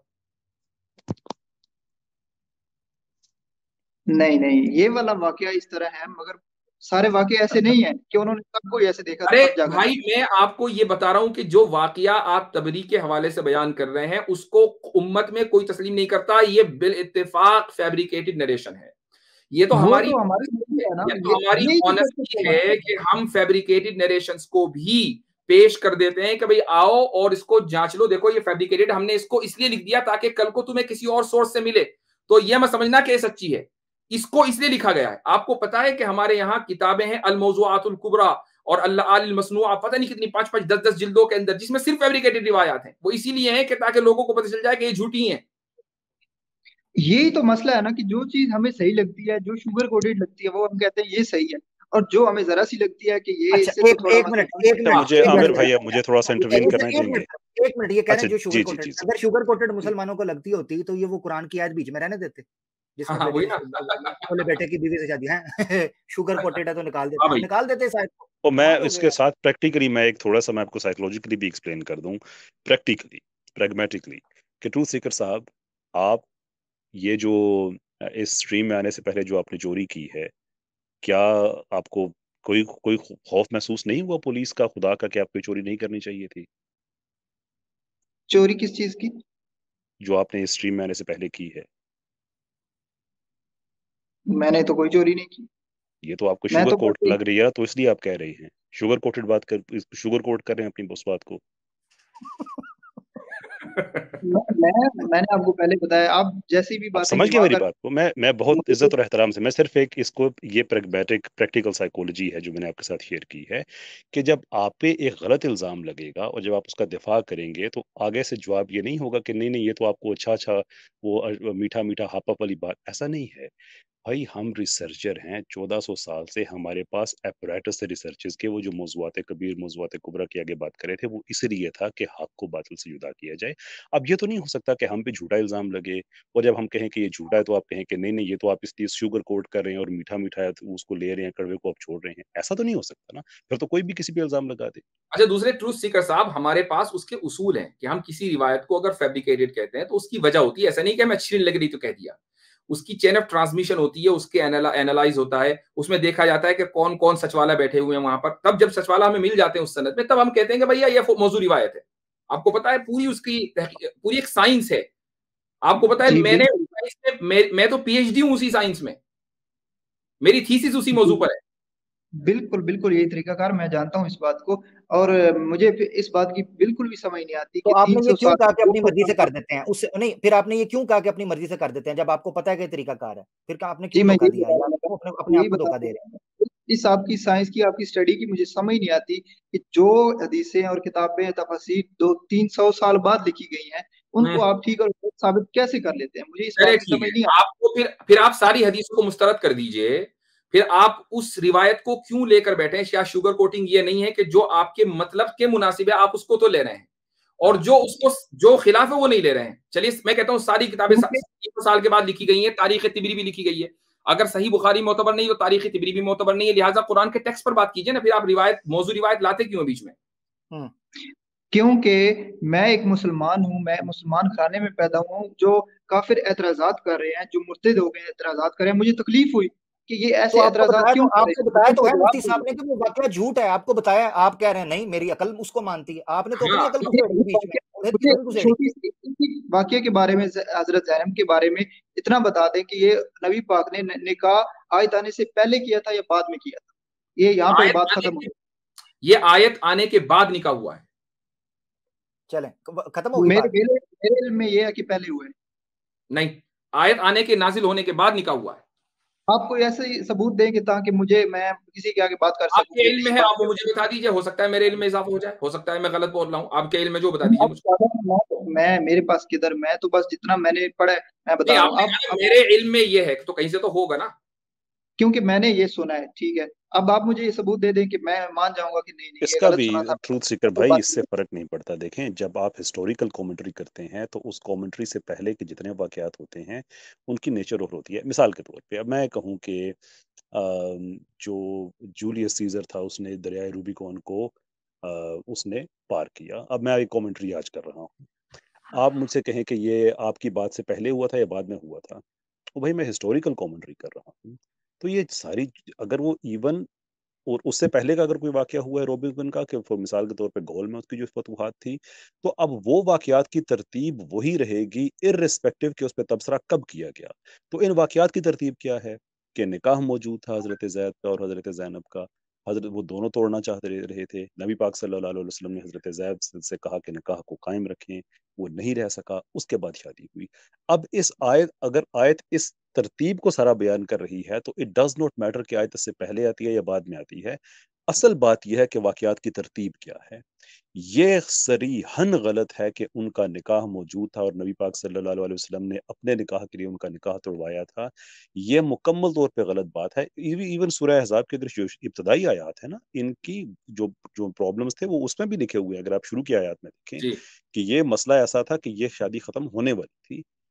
तो इस राइट। तरतीब से अगर आपको कोई एतराज है, आपके पास कोई अच्छा, हिस्टोरिकल अच्छा, दूसरी एविडेंस बात है, है तो कि उस पे हम पोल बात कर इतने सकते चेंज हो चुके हैं कैसर भाई। देखिए ट्रूथ सीकर साहब, मुझे एक बात बताइए, आपको मसला रसूलुल्लाह सल्लल्लाहु अलैहि वसल्लम की अपने मुंह बोले बेटे की मुतल्लका से निकाह करने में है, या मसला ये है कि या कुछ और है? हाँ, ये इंपॉर्टेंट सवाल है। मुझे औरतों के बारे में जितनी नहीं, भी औरतों वाला मसला तो हल हो गया। हम ज़ैनब की बात कर रहे हैं। सिर्फ ज़ैनब की बात कीजिए। क्या आपको एतराज़ इस बात पर है कि रसूलुल्लाह सल्लल्लाहु अलैहि वसल्लम ने अपने मुतबन्ना की मुतल्लका से निकाह किया? इस पर एतराज़ है या कुछ किसी और चीज़ पर एतराज़ है? ठीक है, मैं बताता हूँ। ये भी एतराज है और इसी वाक्य के साथ ये भी एतराज है कि उन्होंने किस तरीके से किया, उस तरीके नहीं, नहीं, के 1 ऊपर भी मिनट। एतराज है। आपको जो इस पर एतराज़ है कि उन्होंने अपने मुतबन्ना की बेटी से किया, सॉरी मुतल्लका से किया, उस पर ये एतराज़ इसलिए है ना कि भई अपना मुतबन्ना तो अपना बेटा था, बहू से कैसे कर जी लिया, है ना? जी जी। बात क्लियर हो गई कि मुतबन्ना बेटा होता ही नहीं। बनाए तो रखा ना, एक पूरी जिंदगी, ये एक हाँ भाई, इंसान के एक मैं आपको अपना बेटा बना लूं, आप मेरे बेटा बन जाएंगे क्या? टीचर के स्टूडेंट्स होते हैं, बच्चों की तरह होते और हैं, ये क्या क्या बात क्या हुई?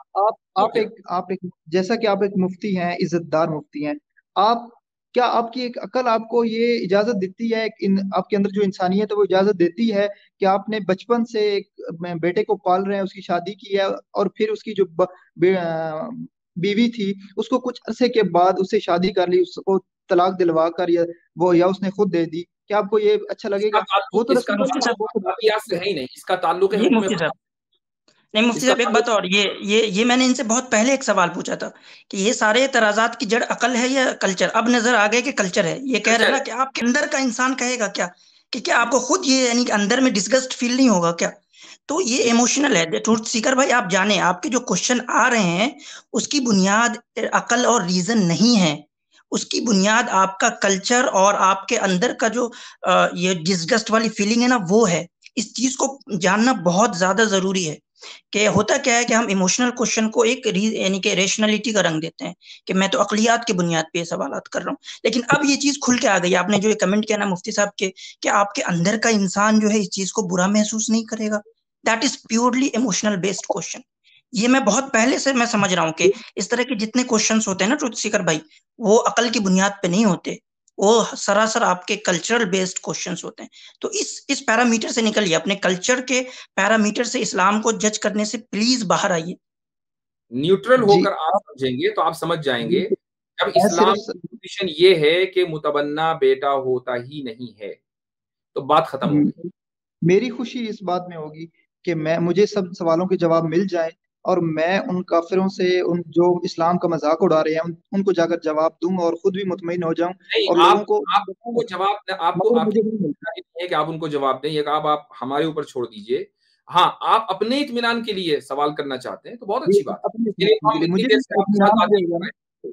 अच्छा ट्रूथ सीकर भाई, आपके ना सवाल के दो रुख थे, दोनों हल हो गए हैं। एक दो रुख थे आपके सवाल के, जो ज़ैनब रज़ी अल्लाह ताला अन्हा के हवाले से थे। एक ये था कि अपने मुतबन्ना से की मुतलका से क्यों की, उस पर मुफ्ती साहब ने आपको क्लियर कर दिया कि वो बेटा होता ही नहीं है। तो जब बेटा ही नहीं होता तो वो कबाहत बिल्कुल रफ़ा हो गई। अरबों में चूंकि वो रवाज था, उसको रफ़ा कर दिया गया कुरान की आयत से, शरई हुक्म के नस्से कती के साथ। दूसरा आपका था जो तरीका इख्तियार किया, उस तरीके की सेहत के ऊपर आपने तहकीक अब करनी है। आपके लिए जो होमवर्क है वो ये है कि क्या वो जो तरीका बयान किया जाता है मुल्हिदीन की तरफ से, उस पर भी आपने तहकीक करनी है। मुफ्ती साहब ने आपको कहा कि वो रवायत बिल्कुल मौजू है, गड़ंतू है, वो झूठी है। आपने कहा शुगर कोटेड नहीं, उसमें पूरी दलील बयान की गई है। अगर आपको ना मिले तो फिर आप लगाइएगा चक्कर, मैं आपको पूरा एक आर्टिकल भी दूंगा, पूरी वो तहकीक ओरिजिनल किताबों से आपको दिखाऊंगा क्यों वो ज़ईफ। तो दोनों आपके सवाल ज़ैनब रज़ी अल्लाह ताला अन्हा के हवाले से हल हो चुके हैं, सवाए अब इसके इमोशनल आर्गुमेंट आप यूज कर रहे हैं, इसकी कोई हैसियत नहीं है, इसकी हैसियत नहीं नहीं, ज़ैनब रज़ी अल्लाह ताला, इस सवाल का बिल्कुल भी मैं 0.1% भी नहीं हुआ मुतमईन, बिल्कुल भी, कि आप ऐसा ना कहें। और नहीं नहीं, इस बात का बिल्कुल भी नहीं हुआ। कोई भी आपके जो लॉजिक, आमिर भाई, मुझे कंक्लूजन आप मुझे इजाजत देंगे? कैसे भाई, सिर्फ एक मिनट, किस चीज से नहीं हुए आप? कोई वो बताएं जिससे आप मुत्तफिक नहीं हुए, ये सेटिस्फाई नहीं हुए। मैं कह रहा हूँ कि जो भी आप एक्सप्लेन कर रहे हैं ना इस वाक्य को सामने रख के, एतराज रख चले। ऐसा मैं दूसरी तरह से समझाता हूँ। मैंने आपको कहा क्या, आपने कहा जो भी आप रहा, मैं सेटिस्फाई नहीं, मैंने ये पूछा ही नहीं सेटिस्फाई, वो तो मुझे पता चल गया आपके जुमले सेटिस्फाई नहीं हुए। आप ये बताएं कि आपको ऑब्जेक्शन क्या है उस जवाब के ऊपर, वो बताएं। ऑब्जेक्शन, मेरा पहले सवाल ये देखिए, ये आयत पहले आई थी या बाद में आई थी, ये उसके बाद मसला सारा। कैसर भाई इसका जवाब दे चुके हैं कि इससे भी कोई फर्क नहीं पड़ता पहले आए या बाद में आए। मैं कहता हूं आपका जो एतराज है वो चूंकि बुनियादी तौर पर इस बात पर था कि रसूलुल्लाह सल्लल्लाहु अलैहि वसल्लम ने अपने मुतबन्ना की मुतल्लका से निकाह किया, यही तो एतराज की जड़ है ना। ये एतराज था, और ये एतराज मेरा पहले और बाद आपका तब होता है ना जब आपका कुरान पे एतराज। देखिए मेरी बात सुने, अब समझें आपका मसला कहां पड़ रहा है, ये दो चीजों में फर्क समझिएगा, तो तवज्जो से सुनिएगा। पहले और बाद में होने का एतराज तब होता जब कुरान की हैसियत और इस्तनादी उसकी या मिनल्लाह होने पर एतराज हो रहा होता। वो आपने कहा कि अभी आपने वो पोज नहीं किया, अभी हो रहा है निकाह ज़ैनब के हवाले से। तो जब वो एतराज हो रहा है तो उसमें पहले और बाद का एतराज तो है ही नहीं, एतराज तो अमल के ऊपर है कि वो अमल अपनी असल में हुआ ही क्यों, आपका ये एतराज है। उसमें दो चीजें निकलती हैं, एक ये कि अल्लाह के रसूल ने ऐसा किया क्यों, और दूसरा ये कि जो तरीका इख्तियार किया गया उस पर एतराज। इसके अलावा तीसरी सूरत निकलती नहीं। आप कोई ऐसा एतराज हमारी जस्टिफिकेशन या हमारे आर्गुमेंट के ऊपर उठाएं जो इसके उसूली बुनियाद के ऊपर उठता हो, वो नहीं उठ रहा। मैं आपको बताता हूँ, अगर मैं ये जो मैंने सवाल किया ना पहले और बाद वाला, अगर मैं काफिर होता तो मैं ये सवाल ना करता, मुझे सिर्फ और सीधा ये एतराज होता कि क्यों की शादी, क्यों की। मेरा ये जो मैंने सवाल किया, अगर इसका जवाब मिल जाता ना कि, मेरी बात सुने, एक मिनट मैं बताता हूँ। पहले और बाद से एतराज क्या उठता है, ये दूसरा चैप्टर शुरू हो जाएगा। पता क्या होगा, अगर पहले आए तो ये मैं मुसलमान होने के नाते एक ऐसी चीज रख रहा हूँ जिससे मैं अपने आप को मुतमईन करना चाह रहा हूँ खुद, इसलिए मैंने ये रखा है पॉइंट कि अगर आयत पहले आई है ना कि अल्लाह ने हुक्म दे दिया है कि आप शादी कर लें, ये चीज खत्म करनी है, फिर भी ठीक है, मैं कुछ ना कुछ मैं ज़हन को अपने को मुतमईन कर लूंगा, 100% नहीं होगा पर मैं कर लूंगा। अगर आयत बाद में आई है तो फिर मैं कभी भी नहीं कर पाऊंगा कि अल्लाह रसूल अल्लाह ने शादी कर ली और ऊपर से अल्लाह ने उन लोगों का मुंह बंद करने के लिए आयत नजल कर दी कि ये तो मैंने हुक्म दिया। बिल्कुल अब इधर रुकिएगा, बिल्कुल मैं समझ गया हूँ। यानी अब आपका एतराज ना उस अमल पे रहा ना उस तरीकाकार पे रहा, वो भी रफा हो गया, ठीक है। चाहे आप अभी कहें जो आप नहीं मान रहे, ठीक है, वो नहीं आप मान रहे, मुझे पता है। वो एतराज़ात नहीं, मेरी बात सुने, उन एतराज़ात के ऊपर आपको एतराज रख नहीं रहे, आप अब कर रहे हैं मैं बहसियत मुसलमान ये पूछ रहा हूं कि पहले आयत आई या पहले अमल हुआ। अब मैं उसके ऊपर बात करने लगा। उसका मुफ्ती साहब ने देर लब जवाब दे दिया था। दोबारा आयत आपके सामने लेके आता हूं, क्योंकि ये एतराज जो है ना, ये एतराज उठेगा कुरान की इस्तनादी हैसियत या उसकी इलाही हैसियत के ऊपर कि यह आया अल्लाह की तरफ से है या नहीं। ये जो आयत का टुकड़ा है ना, वतुख्फी फी नफ्सिक मल्लाहु मुबदीही व तख्शन नासा वल्लाहु अहक्कु अन तख्शाहु, ये आयत का टुकड़ा जो है ना, इसको कोई भी अकलमंद थोड़ा सा न्यूट्रल होकर पढ़ेगा ना, उसको पता चल जाएगा कि ये अगर नाउज़ बिल्लाह उसी तरीके समझा जाए कि नबी पाक सल्लल्लाहु अलैहि वसल्लम ने शादी की, वो एक पूरा प्लान था, आपने चूंकि वो देख लिया था, जो सारा वो बिला पूरी बुनियाद बनाते हैं, आपने शादी की, उसके बाद आयत आई। ये आयत तो उस सारे के सारे प्लान, अगर बिलफर्ज मान लिया जाए कि वो प्लान था, ये सारी की सारी आयत तो उस प्लान को एक्सपोज कर रही है। तो ये आयत बाद में रखने का बकायदा नुकसान हो रहा है, अगर आप ये समझे तो। मैं कह रहा हूँ कि आप मेरे सामने कोई अर्ली स्कॉलर्स की कोई भी तफसीर यार रख मैं दें कुरान जिससे रख रहा आप हूँ, मैं मेरे भाई मेरी बात आप सुने, अर्ली स्कॉलर्स को ना मैं मानूंगा ना आप मानेंगे, दूसरा बंदा को उसमें नुक्स निकाल देगा। आप बहसीयत मुसलमान के तौर पर सोच रहे हैं ना, तो मुफस्सिर मेरी बात सुने, आपने तारीख तबरी से हवाला पेश किया ना, हमने मुनीस बाद भाई, वालों ने इसमें अपनी मर्जी से नहीं सब कुछ लिखा है, असल में नहीं जो नहीं समझा नहीं, बाद वालों ने नहीं किया ना, यही तो मैं बता रहा हूँ कि दूसरी तीसरी सदी के अंदर इब्नुल जौजी के जमाने के अंदर अल मौदूआत लिख दी गई थी। ये तीसरी चौथी सदी के इमाम है, उन्होंने उस पर तहकीक करके अस्माउ रिजाल लिख दिए थे। ये उठ सकता है ना, आप कमजोर, मैं चाह रहा हूँ कि आपके पास अगर एतराज का ग्राउंड हो तो वो मजबूत हो, ना कि कमजोर। आप जब मुफस्सिरीन को घुसेड़ेंगे, कोई मुसलमान भी मुफस्सिर को रिजेक्ट कर सकता है। आप समझ क्यों नहीं रहे? मुल्हिदीन जब कुरान पे एतराज करते हैं तो जब हम उनको तफसीर पेश करते हैं तो वो पता क्या कहते हैं? वो कहते हैं जी तफसीर तो बाद में लिखी गई है। अच्छा, जब उनकी मर्जी की होती है कहते हैं जी तुम उनसे बेहतर समझते हो, वो क्लासिकल स्कॉलर थे। इसलिए मैं चाह रहा हूं कि ऐसा वेग या कोई ऐसी एम्बिगुअस चीज को पकड़ने की बजाय कुरान के मतन को सामने रख लेते हैं, क्योंकि असल एतराज तो कुरान के इस अमल के या मतन के ऊपर है। अब मैं ये जानना चाह रहा हूं, मुझे बताएं, वह तुखफी फी, इस तर्जमे को आपने अलहदा बैठकर पढ़ना है, और मैं समझता हूं मुफ्ती साहब ने मोर देन इनफ आपको time, more than enough time दे दिया। ये तर्जुमा आपने पढ़ना है, वह तुखफी फी नफ्सी का मल्लाहु मुबदीही व तख्शन नासा वल्लाहु अहक्कु अन तख्शा, जो तर्जुमा आपके पास है पढ़े। ये आयत हकीकत ये है कि जो सारा सिनेरियो आप और मुल्हिदीन या आपके ज़हन में फंस गया अनफॉर्चुनेटली, जो खींच रहे हैं उसकी डट कर नफी करती है। वो कहती है कि नाउज़ुबिल्लाह ये तो प्लान एक्सपोज खुद कर दिया, प्लान एक्सपोज, अगर वो माना जाए तो इसका हल क्या है? फिर अगर ये आयत बाद में भी आती है तो ये बड़ा मसला है। उनको कोई तो जवाब देना था ना भाई। मैं बिल्कुल भी आपकी जवाब किसी नहीं, भी एक मिनट, इस जवाब टॉपिक पे बिल्कुल बात से जवाब दे मुतमिन नहीं। सकते थे, आमिर भाई मेरी जवाब दे, बैटरी बिल्कुल अब अब खत्म होने पे सुनिए, करीब आई है। मुझे मैं एक लास्ट मैं पॉइंट सिर्फ एक दो बातें इनसे मैं करना चाहता हूँ। मेरी बैटरी बिल्कुल अब खत्म होने के कैसर भाई, करीब मैं आई बस एक मिनट दूंगा, एक है। जी मिनट। ये मुझसे पूछे थे पहले हुई बात में, अनस इब्न मालिक रजी अल्लाह अन्हु की एक रिवायत है कि जब रसूलुल्लाह सल्लल्लाहु अलैहि वसल्लम का रिश्ता ज़ैनब के पास गया ना, जब तलाक तलाक हो गई, इद्दत पूरी गुजर गई, तो ज़ैनब रजी अल्लाह अन्हा ने ये कहा, मा अना बिसानिअतिन शैअन हत्ता उआमिरा रब्बी, कि मैं इस पर कोई भी फैसला नहीं दूंगी जब तक कि मेरे रब मुझे हुक्म न दे।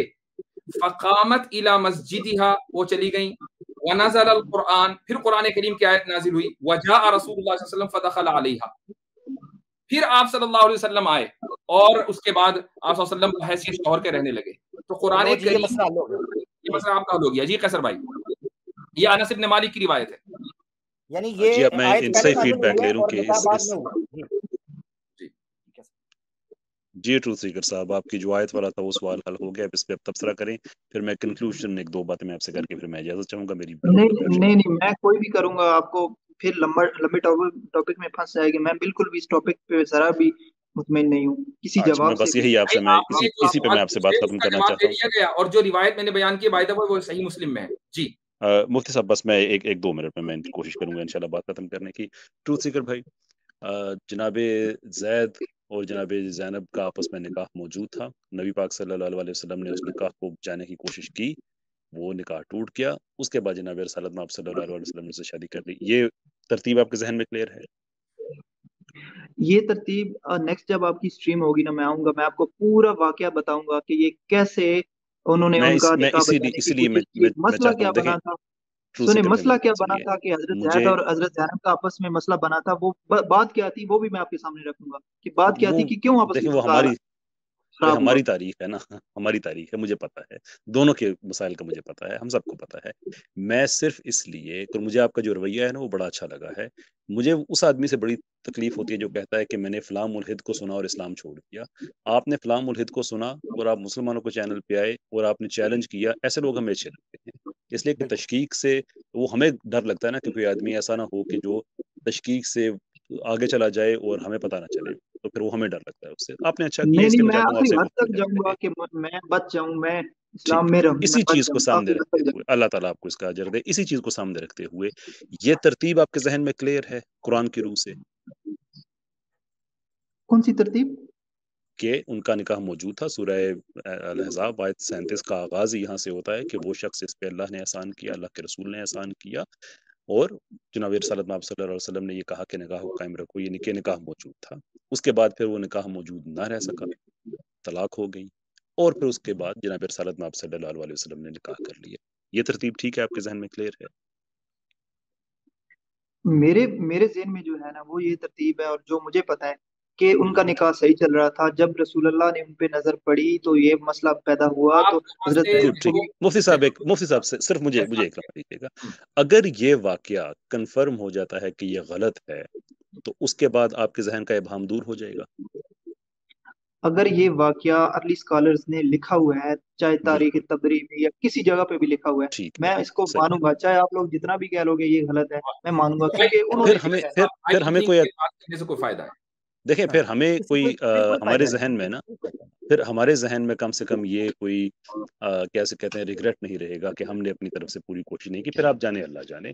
अगर अच्छा, हम उसी उसी आपको वक्त के ही ना, जो इस उसी टाइम के जो स्कॉलर है, कोई कोई इसके अगेंस्ट कर दे, वो मैं मान जी जाऊंगा, ठीक है। उसी वक्त की जो कह दे कि नहीं नहीं ये नहीं बात, ये ऐसे किस है, वक्त के ये वो इसके वक्त भी उल्टा है। बता दीजिए ताकि हम क्लियर हो जाएं। जब जब जिस वक्त में किसी स्कॉलर ने वो वाकया लिखा हुआ है कि ये वजह थी कि हजरत जैनब और हजरत जैद जो है आपस में उनकी इख्तलाफात पैदा हो गए, और फिर जी जी उनकी तलाक हो गई, और फिर रसूलुल्लाह ने निकाह किया, और उसके बाद आयत नाज़िल हुई कि आपने ये ऐसे किया है, ये जो अभी आयत पेश कर रहे थे, ये यानी वाला। जो इसके अगेंस्ट कुरान अगर कुछ आप ये लिखा कह गया है रहे तो हैं मुझे, कि जो अल्लाह का कलाम है, आपको उसी की तस्दीक किसी इंसान से मिल जाए तो आप उसको मान लेंगे।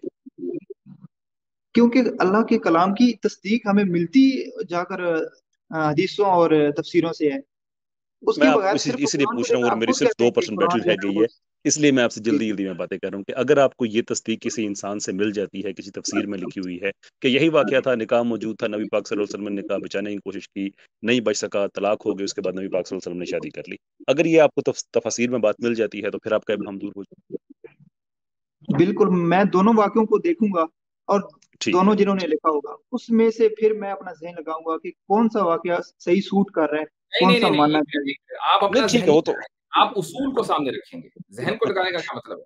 नहीं नहीं, सही है, ठीक है मुफ्ती साहब, ठीक है, नहीं, इनको अपना जहन जहन भी तो लगाने दे, लगाना है दैट्स ना, फाइन, वो इंसान है, देखना, अल्लाह ने ठीक कहा है ठीक कि ठीक। सोचो समझो, तो हमने ये जहन भी तो बिल्कुल ठीक लगाना बात भाई, बिल्कुल सोचो, आप बिल्कुल लगाएं सोचें, आप जहन। जरूर समझें, कोई अपना जहन लगाइएगा, कोई एतराज नहीं, हम आपको मशवरा देंगे कि उस पे लिए एक असूल जो है वो मुतय्यन किया जाए। तो आप पढ़े लिखे आदमी लग रहे हैं, हम वेरी श्योर कि आप जब अपना जहन लगाएंगे तो किसी न किसी असूल के तहत ही लगाएंगे।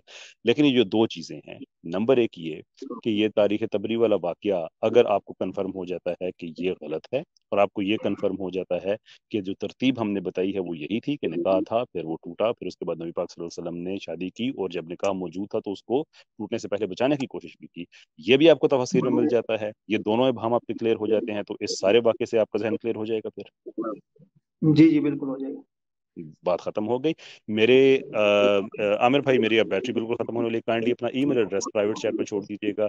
आप एक आमिर भाई को ईमेल शूट कर दीजिए, और इंशाल्लाह अज़ीज़ इससे फिर मुफ्ती साहब, आमिर भाई, मैं बहुत अपना शुक्रिया। आसिम मैं साहब, नहीं, इसमें हम आपसे आप इंफॉर्मेशन इस देंगे आपको। नहीं नहीं, आप इस वाकये एक के मिनट, बारे में अभी मुफ्ती कुर्सी साहब, का साहब, अब मैं आपको एक हवाला देने चला हूँ, इमाम कुर्तुबी, कुर्तुबी का नाम सुना है आपने? जी जी सुना हो। अच्छा, कौन है, फकीह हैं या नहवी हैं, कौन है? नहीं, ये मुझे इतनी डिटेल में नहीं पता। तो आपको मालूम होना चाहिए, मुफस्सिर हैं। अल-जामे' जी लि-अहकामिल जी। कुरान की किताब है। वो लिखते हैं कि बाज़ रिवायतों में जो आता है कि रसूलुल्लाह सल्लल्लाहु अलैहि वसल्लम को हज़रत ज़ैनब पसंद आ गई थी, और बाज़ पागलों ने, वरुब्बमा अतलक़ा बाअदुल मजानी लफ्ज़ इश्क़, के बाज़ अहमकों ने लफ्ज़ इश्क़ भी इस्तेमाल कर लिया। फ़हाज़ा इन्नमा यस्दुरु अन जाहिलिन बिइस्मति नबी सल्लल्लाहु अलैहि वसल्लम अन मिस्लि हाज़ा औ मुस्तख़फ़्फ़िन बिहुर्मतिही। ये चीज वही कह सकता है जो रसूलुल्लाह सल्लल्लाहु अलैहि वसल्लम की इस्मत से वाकिफ न हो, या आप सल्लल्लाहु अलैहि वसल्लम की शान में ब्लास्फेमी कर रहा हो। ये कौन है? अर्ली स्कॉलर्स है। देखिए, मैंने तो नहीं कहा, कैटेगोरिकली उन्होंने सारी इस तरह की रिवायत को मुस्तरद कर दिया। मैं ये कह रहा हूँ, आप एक छोटी सी वीडियो बना दे या किसी स्ट्रीम में पूरी ये डिटेल से ये आप वाकया समझा क्या, दें। या मुझे समझ में नहीं आ रहा कि आपके सवाल का जवाब मिल जाता है तो आप उसको तस्लीम नहीं करते, नहीं नहीं, और ऐसे आपको नहीं जवाब मिलता ना। नहीं होती। आप कभी किसी हजरत कहीं से हजरत कोई लाइन मेरे बता ख्याल दें, से कभी कहीं से, मैं जुल्फिकर ऐसे नहीं। भाई आपको काफी टाइम दे दिया है, मेरे ख्याल से वो घूम ठीक रही है बात, तो मैं चाहता हूँ कि ठीक है दूसरे ठीक लोग है, भी। आप एंड पे बस रिक्वेस्ट है, आप ठीक, इस टॉपिक पे एक वीडियो बना दें प्लीज, पूरी नहीं, डिटेल से क्या क्या रेफरेंस दे के। क्या वीडियो बनेगी बताइए। मतलब ये वाकया पूरा क्लियर हो जाए पूरे रेफरेंस के साथ, आपका जो पॉइंट है कि ये इस तरह से शादी हुई, मसला इस असल में मौजू ये पर था, पूरी पूरे तफसील के साथ। मौजूद है, इस मौजू पर मौजूद है। आप मेरे चैनल पर जाइए और तफसीर कुरान 2021 प्लेलिस्ट है, उसमें जाएं और उसमें हजरत ज़ैनब के साथ आप सल्लल्लाहु अलैहि वसल्लम का जो निकाह हुआ है, पूरी तफसील मैंने उसमें बयान की है। कुछ बातें जो आज आपके सवाल के नतीजे में आई हैं, वो ज़ाहिर है उसमें नहीं थी, वो मैंने आपके सामने बयान कर दी हैं। आप उसको सुन लीजिए आज की गुफ्तगू को। लेकिन ये याद रखिए, आप अपनी अकल से अगर सोचेंगे यार मेरा ज़हन इस रिवायत को कबूल करने में माइल हो रहा है, ये चीज़ गलत है। उसूल को आप सामने रखेंगे। आप अगर साइंस को साइंटिस्ट की जो उसूल है उनकी रोशनी में नहीं समझेंगे तो इसको जहालत ही कहा जाएगा। तो अगर पूरी उम्मत इस रिवायत को मुस्तरद कर रही है, कह रही झूठी है इसलिए कि इसमें झूठे लोग हैं, वो उसको जस्टिफाई भी कर रहे हैं अपने फैसले को, और आप न माने तो ये तो नाइंसाफी है। जी जी, मैं अपना जहन भी इस्तेमाल कर सकता हूँ, क्योंकि ऐसे कोई भी हमें बात बता दी जाए हम आंखें बंद करके वो मान लें, चाहे वो बिल्कुल ही लॉजिक बन ही ना रहा हो, किसी नहीं, इलॉजिकल बात। आप अपना जहन इस चीज को इस्तेमाल करने में इस्तेमाल करें कि भाई ये जो उसूल हैं ये सही है या नहीं। सनद के अंदर ये 5 आदमी हैं, इनमें से 2 आदमी झूठे हैं और इनके बारे में उम्मत का फैसला है कि झूठे, क्या उनकी बात सही होगी या एक दूसरी रिवायत है उसकी रिवायत की सनद में कोई आदमी झूठा नहीं है वो ज्यादा सही होगी? मुझे बताइए कौन सी बात आपके जहन के दिमाग से काबिल कबूल है? मैं आपकी वीडियो देखूंगा, कोई सवाल पैदा हुआ मैं नेक्स्ट स्ट्रीम में आके करूंगा आपसे। मुफ्ती साहब मैं एक पॉइंट ऐड करूंगा, ये जो कह रहे हैं ना जहन की बात, देखें मिसाल के तौर पे ट्रूथ सीकर भाई, आप अगर मेरे नजदीक अच्छे इंसान हैं, मैं एक एजम्पशन में हूँ कि आप अच्छे इंसान हैं, तो मेरे नजदीक अगर कोई आके आपकी बुराई बयान करेगा तो मैं यकीन नहीं करूंगा। लेकिन यही यानी कि सेम चीज जो है आप नबी अलैहिस्सलातु वस्सलाम पे फिट कर सकते हैं। अगर आपने पहले से उनके कैरेक्टर को खराब यानी कि एजम्पशन कर लिया है तो फिर आपके जहन में वही बात आएगी कि जो यानी कि उनके कैरेक्टर के खिलाफ जा रही होगी। और अगर आप ऑनेस्ट होंगे कि नहीं हमें इल्मी बुनियादों पे चीजों को समझना है, तो फिर आप अपने जहन को यूज नहीं करेंगे, क्योंकि हमारा जहन बाइस्ड होता है। इस हकीकत को आप जाने, हमारा जो जहन होता है ना वो बाइस्ड होता है। अगर आप हमारे दुश्मन हैं तो आपकी मैं बुराई ही कबूल करूंगा, और अगर आप हमारे महबूब हैं तो आपकी मैं अच्छाई ही कबूल करूंगा। तो उसूल पे जाएं, जो मेथडोलॉजी है हदीस की उसको अप्लाई करें, ना कि आप ये कहें कि मैं अपने जहन को इस्तेमाल करूंगा। उसकी वजह बताती हूँ, आपका मेरा सबका जहन बाइस्ड होता है। बिल्कुल अच्छा, बाइस्ड था साहब एक चीज मैं आपको बता दूं, आप मुतमईन नहीं हुए वो एक अलग मसला है, हुए नहीं हुए वो हमारी जिम्मेदारी है भी नहीं। आपने जो सवालात हमसे किए आपको उसका जवाब मिला? जवाब की बात कर रहा हूँ, इत्मीनान की बात नहीं कर रहा हूँ। कौन से, इस टॉपिक का या उससे पिछली बात का? जितने भी सवाल आपने किए आज आपको उसका जवाब मिला? सिर्फ जो दौलत इकट्ठी करने वाला जो है ना वो मेरे माइंड में पहले आप बीवियों के ताल्लुक से भी कह चुके हैं मैं उस पर मुतमईन हो गया हूँ। नहीं बीवियों वाले से मैं बस उस पर तो आप मुतमईन हो चुके थे। वो जो आयत है सूरह अहज़ाब की आगे वाली, इन्ना अहलल्ना लक अज़वाजक अल्लाती, उस पर तो आप इत्मीनान का इजहार कर चुके हैं। और मैं आप किसी भी मामले पर इत्मीनान ना रखें वो हमारी जिम्मेदारी भी नहीं है। मैं ये पूछ रहा हूँ कि आपने सवाल किया उसका आपको जवाब मिला या नहीं मिला? जवाब से आप आपको इत्मीनान हुआ हो या ना हो इससे फर्क नहीं पड़ता, जवाब मिला या नहीं मिला? मुझे जवाब सिर्फ और सिर्फ दौलत वाला मिला है, उसके अलावा मैं बस बात लंबी ना हो रहे थे। हम जो गुफ्तगू कर रहे थे वो किसी और मौजू पर कर रहे थे। नहीं आप इसी पे कर रहे थे, मगर जो मुतमईन करने आपको जवाब दे रहे थे। जी दे रहे थे, आपने दिए जवाब, मैं मानता हूं। जवाब मिला, जवाब मिल गया ना? जब हम दे रहे थे तो मिला भी होगा, ऐसे तो नहीं कि हवा में जा रहा होगा, आपको ही तो मिल रहा था ना। मगर जवाब देने में और अगले को मैं ये कह रहा हूँ कि आपका इत्मीनान कल्ब नहीं है, उससे हमें बहस नहीं है, वो हमारी जिम्मेदारी भी नहीं है। आपका क्या वर्ल्ड व्यू है वो अलग मसला है। हम आपके सवाल का जवाब दे रहे थे या नहीं दे रहे थे? दौलत वाले का दिया है, बाकियों का जवाब भी आपने दिया है, मगर दिया है ना, बात खत्म हो गई। आपको जवाब दिया है। अच्छा, आपने हमारे जवाब के मुकाबले में मैं आपसे पूछता हूँ, मैं बता देता हूँ कि आपने क्या क्या सवाल किए। मसलन आपने ये सवाल किया कि भाई आयत के नाजिल होने से पहले निकाह हुआ या बाद में हुआ? मैंने हवाला दिया आपको सही मुस्लिम का कि बाद में हुआ। आपको जवाब मिला कि नहीं मिला? मिल गया? हाँ या ना में जवाब दीजिएगा। ये आयत बाद में उतरी है, ये तो कंफर्म है भाई। सही मुस्लिम का मैंने हवाला दे दिया आपको जवाब मिला या नहीं मिला? और अब आप कह रहे हैं झूठ बोल रहे हैं। अब आप झूठ बोल रहे हैं क्योंकि आपसे जब मैंने पूछा था कि आप मुझे साबित कर दें कि ये आयत बाद में नाजिल, तो आपने कहा नहीं मुझे नहीं पता। और अब आप ये कह रहे हैं कि नहीं कंफर्म्ड है कि निकाह पहले हुआ आयत बाद में नाजिल हुई, तो इसका मतलब आपने पहले झूठ बोला। मैं आपको बताता हूँ, जवाब देने में अब मुझसे आप पूछें कि मैंने आपको 1000 रुपए दिया था, मेरी बात आपने चोरी कर दी है, जवाब दीजिए आपने पहले झूठ बोला या अभी झूठ बोल रहे हैं आप? मुझे इस बात का जवाब दीजिए। मेरी बात सुने, आपने मुझे आप कहते हैं आपने जवाब दिया, जवाब तो मान रहा हूँ आपने जवाब दिए। आपने पहले झूठ बोला या अभी झूठ बोला है? दो में से कौन सा रास्ता इख्तियार करेंगे? मैं ये बोल रहा हूँ कि आपने जवाब सारे दिए, अरे भाई अभी मैं मान लेता हूँ थोड़ी देर के लिए मैंने एक भी जवाब नहीं दिया। आपने अभी बोला थोड़ी देर पहले कि मुझे नहीं मालूम कि आप सल्लल्लाहु अलैहि वसल्लम का निकाह पहले हुआ या बाद में हुआ आयत के, और अभी आप कह रहे हैं कि कंफर्म्ड पहले हुआ आयत बाद में नाजिल हुई। झूठ कौन सा? ये वाला जुमला झूठ है या वो वाला जुमला झूठ है? मुझे एक बात बताइए। क्योंकि उस आयत से भी और हर एक चीज से ये समझ लग रही है कि आप कौन सी बात पर इस वक्त टिके हुए हैं, इस वाली बात पर या उस वाली बात पर? कौन सी बात आपकी हम माने? अब आप जो एतराज कर रहे हैं, जो बातें रख रहे हैं, इनका कोई वैसे मकसद नहीं बनता। मैं सिर्फ आपसे सीखने पूछ रहा हूं ना। नहीं देखिए, इससे आपकी ऑनेस्टी पता चल रही है कि आप ये जो बनकर आए ना, you are not a truth seeker. मैं ये बात ये मैं साबित करना चाह रहा हूँ। मुझे आप अगर वाकई आप हैं तो मुझे आप ये बताइए भाई, मुझसे वो उस वक्त गलती हो गई थी। मुझे मालूम है कि निकाह पहले हुआ, आयत बाद में नाजिल हुई। मुझे ये इसका या तो ये कह लीजिए या वो वाला ऑप्शन इख्तियार कर लीजिए कि मुझे मालूम नहीं। मुझे आपकी बातों की समझ नहीं आ रही कि इन बातों से आप निकालना क्या चाह रहे हैं। आप मेडल लेना चाह रहे हैं कि आप जीत गए। ठीक है, आप जीत गए, मगर सुनने वालों ने देख लिया कि आपने कैसे जवाब दिए। जानना चाह रहे हैं कि आप सच्चे आदमी है कि नहीं सच्चे आदमी है। मैं ये जानना चाह रहा हूँ आपकी दो जुमलों में कौन सा जुमला सच्चा है। जल्दी से, मैं फिर आगे बढ़ूंगा। मुझे आपकी बातों की बिल्कुल समझ नहीं आ रही। अब मतलब ये है कि इसका मतलब ये है कि आपने दो कॉन्ट्राडिक्टरी जुमले एक ही स्ट्रीम में बोले हैं। जो लोग शुरू से देख रहे हैं वो यकीनन इस चीज को समझते हैं। पहली उसका बहरहाल मैंने आपकी बात का जवाब दिया सही मुस्लिम के हवाले से। अच्छा, उसके बाद आपने एक रिवायत पेश की तारीख तिबरी की, हमने उसको मौजू करार दिया और आपने कहा मुझे कोई अर्ली स्कॉलर बता दें, अगर वो मौजू करार दे देगा तो मैं मान लूंगा। मैंने कुर्तुबी का हवाला दिया या नहीं दिया? हाँ या ना? आपने जो हवाले दिए, मेरी बात सुने, आपने जवाब सारे दिए। उसके बाद जो आपने हवाला दिया ना, आपने हवाला मांगा तो हवाला दिया। उसके बाद आपके एतराज की बुनियाद ये थी कि रसूलुल्लाह सल्लल्लाहु अलैहि वसल्लम ने अपने बेटे की बीवी से मुतल्लका से निकाह किया। हमने ये साबित किया कि वो बेटा था ही नहीं। मुंह बोला बेटा इस्लाम में बेटा होता ही नहीं है। क्या ये हमने जवाब आपको दिया या नहीं दिया? आप मानो ना मानो इससे फर्क नहीं पड़ता। जवाब दिया कि नहीं दिया? जवाब आपने जो दिया यही मसला है। जवाब तो हर कोई देता है। बाद आपने ये साबित किया कि कुरान करीम की जो आयत है वल्लाहु मुब्दीही व तख्शन नास, इसमें रसूलुल्लाह सल्लल्लाहु अलैहि वसल्लम असल में ये प्लान छुपाए हुए थे कि वो ज़ैनब से निकाह करेंगे। ये प्लान छुपाए हुए थे कुरान करीम की इसी आयत से। इंटरनल एविडेंस मैंने आपको दिया है कि ये प्लान अगर आप सल्लल्लाहु अलैहि वसल्लम का होता तो ये जुमला उस आयत में हो ही नहीं सकता था, पॉसिबल ही नहीं है। ये आपको जवाब मिला या नहीं मिला? ठीक है जी, मिला।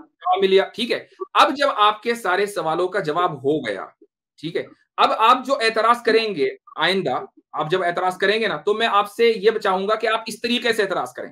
आप मुझे ये साबित करेंगे, नंबर 1 लिख लीजिएगा इसको ताकि भूले ना, ताकि हम गलत साबित हो जाएं। ये साबित करेंगे कि तारीख तिबरी में वो जो रिवायत है हजरत ज़ैनब को देखा, वो रिवायत बिल्कुल सही है और जो उसूल हदीस के जो उसूल है उनके मुताबिक उतरती है। लिहाजा how dare you reject it. आप ये साबित करेंगे, पॉइंट नंबर 1, ठीक है।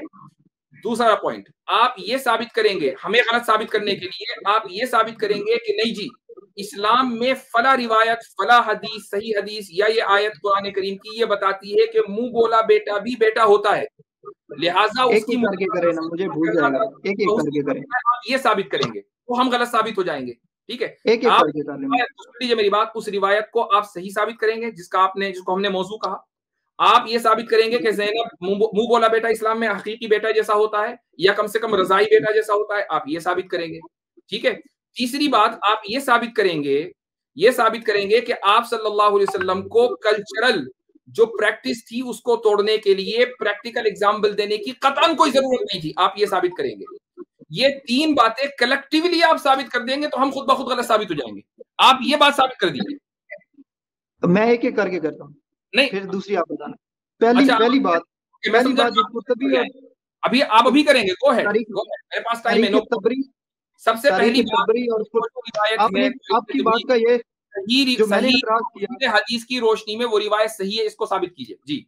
जो तबरी में ये रिवायत है ना, मुझे इतना नॉलेज भी नहीं है, मुझे सिर्फ आप बताते जाएंगे। ये तबरी में ये वाले जो मैंने बताई थी कि रसूलुल्लाह ने इस वजह से किया, जो मैंने बताया था वो तबरी में है ना, और जो आपने बताया मुझे बात करने दें, आप ये क्लियर कर दें। मैंने तो कुर्तुबी के हवाले से ये साबित कर दिया कि इस तरह की तमाम रिवायात को पागल तो कह सकता है, लेकिन आम आदमी नहीं कह सकता। और तारीख इमाम तबरी को हम पागल नहीं कह रहे हैं, बल्कि उन्होंने फॉर द रिकॉर्ड, कि ये रिकॉर्ड में आ जाए कि ये पागलों का कलाम भी मौजूद है, उसको लिख दिया है, ठीक है। और मुकद्दमे में पहले आई है, तबरी पहले आई, सुन लीजिए, तारीख के मुकद्दमे में ये बात भी इमाम तबरी ने लिख दी है कि इस किताब में मैं जो रिवायतें लिख रहा हूँ, इसलिए नहीं लिख रहा हूँ कि मुझे इन रिवायतों को पर एतमाद है, बल्कि मुआशरे के अंदर जो बातें हिस्टोरिकली फैली गई हैं, मैं उन सबको जमा कर रहा हूं ताकि मेरे बाद वाले लोग आए और तहकीक करें कि कौन सी बात सही है, कौन सी बात गलत है। So it's a junk yard of historical narration. अब मुझे आप ये साबित कर दीजिए कि नहीं वो रिवायत सही है, अब मुझे साबित कीजिए आप उसूल हदीस की रोशनी में। जी सर, तारीख तबरी पहले लिखी गई या कुर्तबी बाद में पहले लिखी गई, मुझे ये पहले बता दें। तबरी तो खुद ही ये कह रहे हैं ना कि मेरे बाद वाले जो लोग आएंगे वो तहकीक करके बताएं कि रिवायत सही है कि नहीं, और वो खुद ही कह रहे हैं कि इस किताब के अंदर जो रिवायतें हैं वो सारी सही नहीं है, झूठी भी हैं, वो खुद ही कह रहे हैं, मुकद्दमे में लिखा हुआ है। क्या क्या क्या कुर्तबी ऐसा, क्या जो कुर्तबी है वो ऐसा कह रहे हैं कि जो कुछ भी मैंने लिखा है सब सही है? तबरी ये कह रहे हैं कि मैंने जो कुछ लिखा है इसमें, उसमें झूठ भी हो सकता है, सही भी हो सकता है, बाद वाले लोग तहकीक करेंगे। और बाय द वे ये मेयार नहीं है, सुनिए, ये मेयार नहीं है। मैं एक जुमला बोलूंगा तो मेरे से पहले वाला मेरे जुमले की तहकीक नहीं करेगा, मेरे से बाद वाला ही मेरे जुमले की तहकीक करेगा। आप उसूल हदीस की रोशनी में ये साबित करें कि ये रिवायत सही है, उसूल हदीस की रोशनी में। अब बताइए, मुझे ये बताएं कि मैं साबित करने वाला मैं कोई बड़ा मुफ्ती नहीं हूँ, मुझे सादा से ये बताएं ये कुर्तबी है। आपने कहा आप साबित नहीं कर सकते। मुफ्ती साहब मैं थोड़ा इनसे बात कर लेता हूँ। मैं डीकंस्ट्रक्ट कर दूं। आप ये कह रहे हैं कि आप साबित नहीं कर सकते, ठीक है, चूंकि आपके पास नॉलेज नहीं है, राइट, साबित नहीं कर सकते। मैं बताता हूँ ना आपको, मेरी बात का जवाब कर सकते हो कि नहीं कर सकते हो, ये बता दो। मैं कर सकता हूँ, मैं कर सकता हूँ, अभी और तो मैं करूंगा अपने लॉजिक से। यार मुफ्ती साहब ये वक्त जाया कर रहे हैं, बहुत वक्त इनको दे दिया है, वक्त जाया कभी कहते हैं मैं नहीं कर सकता। भाई अपने लॉजिक से तो कुछ नहीं होता ना, अपने लॉजिक से तो मैं जो है आमिर हक भाई को कुत्ता साबित कर दूं भाई, अपने लॉजिक से तो मैं कुछ भी कर सकता हूँ ना। अगर भाई देखो, ये यही बात हो गई, जैसे कि कोई बंदा कहे कि मैं अपने लॉजिक से फिजिक्स पढ़ूंगा, मैं अपने लॉजिक से केमिस्ट्री पढ़ूंगा, ऐसा नहीं होता भाई। देखो इल्म जो है ना, इल्म जो है वो आप क्या देना कि ये गलत है, आप क्या देना ये गलत है। 3 सवाल रखेंगे, 3 सवाल, और वो 3 सवाल अगर आप उसूल हदीस की रोशनी में, पहला सवाल और इसी तरीके से जो भी मैंने 2 सवाल अगले रखे हैं, वो आप हमारे सामने उस चैलेंज को कबूल कर लीजिए, और उसको आप अगर रिफ्यूट कर देंगे तो हम ऑटोमेटिकली गलत साबित हो जाएंगे। फिर हम अपनी मजीद रिसर्च करेंगे, हो सकता है कि हम गलत कह रहे हो भाई, लेकिन आप अभी तक एक तरफ ये मानते हैं कि मैं मुफ्ती नहीं हूं, मैं मुहद्दिस नहीं हूं, मैं तो यूं नहीं हूं, मैं तो चूरन नहीं हूं, फला नहीं हूं, और दूसरी तरफ जब मैं आपको चैलेंज देता हूं कि भैया उस हदीस को सही साबित करो, तो आप इमोशनल आर्ग्यूमेंट लेकर आते हैं कि नहीं मैं ये समझता हूं। Who are you भाई? आपकी समझने से मेरे क्या? सर मेरी बात सुने, मैं जो चैलेंज जो आपने दिया है उसको साबित करने की कोशिश करता हूँ। अगर आप गलत भी कह दें मुझे फर्क नहीं पड़ता, देखने वाले देख लेंगे, समझ जाएंगे। उसूल हदीस की रोशनी में आप उस रिवायत को सही साबित कर दीजिए। जो उसूल हदीस आपके अपने बनाए हुए असूल हैं, जो देखने वाले हैं वो बनाए हुए। मैं आपने मुफ्ती साहब ये मैं अब यानी कि मैं माफी चाहता हूँ ट्रूथ सीकर भाई, लेकिन आप बहुत बाइस्ड हैं, आप ट्रूथ सीकर बिल्कुल भी नहीं है, ठीक है। अगर कोई ट्रूथ सीकर होगा तो वो ये ऐसा ही बंदा है, कोई आके कहे आज का बंदा भाई कि मैं तो भाई ये फिजिक्स के जो प्रिंसिपल्स हैं, फंडामेंटल्स है, उसके हिसाब से फिजिक्स नहीं पढ़नी, मैं अपने लॉजिक से पढ़ूंगा। तो आसिफ भाई मैं डंके की चोट पर एक बात कहता हूँ, जब इन साहब ने आकर ये बात कही थी ना कि आप लोग फौरन वजूद खुदा पर बात करने लगते हैं, आप अल्लाह जो कुरानी अल्लाह है उसके बारे में बात कीजिए। मैं समझ गया था कि ये ट्रूथ सीकर नहीं, his truth has been sought, ठीक है, कि इनका जो ट्रूथ है वो इनको मिल सकता है। इनको मालूम है कि वजूद खुदा के ताल्लुक से जो हमारे दलाइल हैं उसका ये सुबह क़यामत तक जवाब नहीं दे पाएंगे, लिहाजा कुरान करीम के ऊपर एतराज करो। कुरान करीम के ऊपर जब एतराज किया उसका जवाब हम देते चले गए, तो अब ये अड़ गए हैं कि नहीं भाई या तो गेम ही बिगड़ गया, यानी कि पहले से ये नोशन में है, पहले से इस ओपिनियन को अपना चुके हैं और कह रहे हैं कि नहीं आप कुछ भी सूरज ला के रख दो, हम नहीं मानने वाले भाई, हम तो रात पहले से डिसाइड करके बैठे हुए हैं। असल जो ट्रैप आए थे उस ट्रैप में मुझे आप बात करने हैं, और अब ये समझ रहे हैं कि ये तो मेरे सारे सवालों का जवाब हो गया। मैंने कहा रसूलुल्लाह सल्लल्लाहु अलैहि वसल्लम में हवस थी, उसका जवाब हो गया। मैंने कहा कि ज़ैनब का से निकाह गलत था, उसका जवाब हो गया। मैंने कहा कि वो जो आयत है कि आप सल्लल्लाहु अलैहि वसल्लम ने पहले से प्लान बना रखा था, उसका जवाब हो गया। हर सवाल का तो जवाब इन मौलवियों के पास है, मुफ्तियों के पास है, मैं तो खड़ा हुआ हूँ यहाँ पर बिल्कुल बरहाना। अब ये आप अपने आप को शुगर कोट कर रहे हैं। I know you, atheist, I know you are an atheist. मैं एथिस्ट बिल्कुल भी नहीं हूँ, मैं कुछ भी नहीं हूँ, मैं इंसान हूँ, मैं सोचने वाला इंसान हूँ। मैं ये पहला पॉइंट मुझे आप साबित करने दे ही नहीं रहे, आप बीच में से शुरू कर देते हैं तकरीर। थोड़ी सी मुझे भाई देखिए, साबित करने का कोई पैरामीटर होगा ना भाई, साबित करने का पैरामीटर होगा ना। आप सिर्फ कहेंगे कि मैं मान रहा हूँ, तो आपका मानना पैरामीटर नहीं है, आपका सही मानना पैरामीटर नहीं है। मेरे भाई आप गलत कह देना, आप कह देना गलत है, मैं मान आप कह देना गलत है। नहीं भाई, अगर मुझे यही कहना हो कि आप गलत हैं तो आपकी लंबी चौड़ी तकरीर ही क्यों सुनाए? आप दूसरे लोग भी तो हैं जिनका वक्त बर्बाद हो रहा है, ये भी तो देखें ना कि आप यार आप कोई उसूल और प्रिंसिपल्स पे बात करेंगे नहीं, आप अपने इमोशंस, अपने लॉजिक रखेंगे, और हम लास्ट में कहेंगे हम आपके इमोशंस और लॉजिक से एग्री नहीं करते हैं, तो हम खामखा लोगों का वक्त क्यों बर्बाद करें? अच्छा, आप देख लेना भाई। एक मिनट, ट्रूथ सीकर, आप स्टूडेंट हैं कि स्कॉलर है? मैं स्टूडेंट हूँ, और मैं सीकर का मतलब ये है मैं सच्चाई की तलाश में हूँ। मैं स्टूडेंट हूँ या स्कॉलर हूँ? मेरी हैसियत क्या है इस वक्त इस स्ट्रीम में? आप मुफ्ती साहब। ओके, मैं स्कॉलर, आप स्टूडेंट, लिहाजा मेरी बात मानी जाएगी कि आपकी बात मानी जाएगी?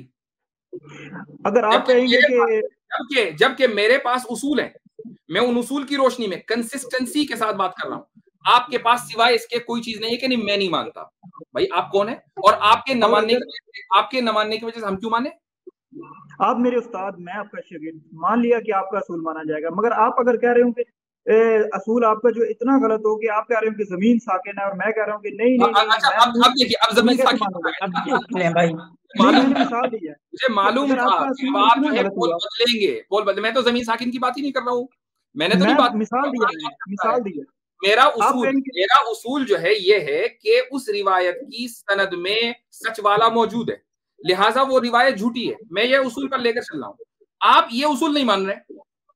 मैं असूल इसलिए नहीं मान रहा कि मैं नहीं, आप उस्ताद भी हैं, फिर भी मैं ये बात नहीं मानूंगा कि कव्वा सफेद है, मैं नहीं मानूंगा, मैं अपना ज़हन लगाऊंगा। सुनो, आप क्या कर रहे हो? फैलेसी कर रहे हो बेसिकली। आप क्या है कि एक जो जनरल ट्रूथ है उसको जो है एक आप इल्मी बहस में ला रहे हो खामखा। ठीक है, देखो ट्रूथ सीकर भाई, मैं बताता हूँ, ये ऐसा ही मसला है जैसे हम उसूल से साबित कर रहे हैं कि 2 2 4 होते हैं, और हम एक उसूल के तहत साबित कर रहे हैं 2 2 4 होते हैं। आप कहेंगे नहीं भाई हमें तो मानना 5 है, आपके उसूल को मैं नहीं मानता कि प्लस जो है वो पॉजिटिव होता है, मैं तो मानता ही नहीं इस उसूल को।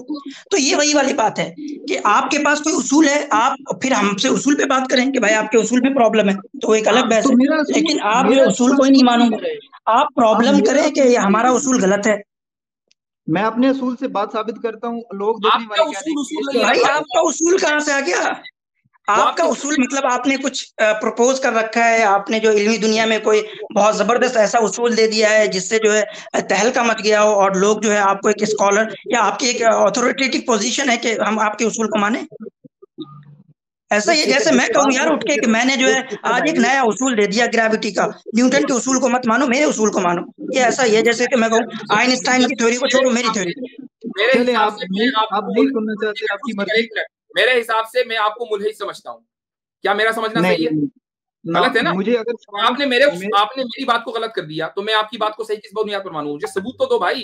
नहीं, गलत नहीं, मैंने ज़हन लगाया, आपकी बात में मुझे डाउट फील हुआ, मैं आंखें बंद करके यकीन नहीं करता। आप मेरे इस कहने को कि आप मुल्हिद हैं नहीं तस्लीम करते। आई रिस्पेक्ट दैट, चूंकि ये मेरी सब्जेक्टिव ओपिनियन है, मेरे पास कोई पैरामीटर नहीं है, कोई उसूल नहीं है।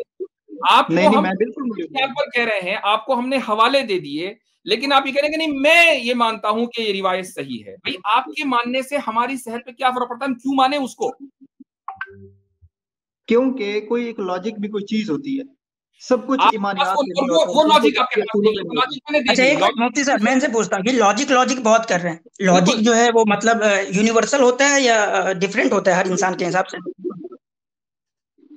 भाई लॉजिक जो है वो यूनिवर्सल होता है या हर इंसान के हिसाब से अलग अलग होता है? और बाय द वे वो लॉजिक आपके पास नहीं है, वो लॉजिक हमारे पास है इस वक्त, क्योंकि हम लॉजिकली ये कह रहे हैं कि रिवायत की सनद में झूठे लोग मौजूद हैं, लिहाजा रिवायत गलत है।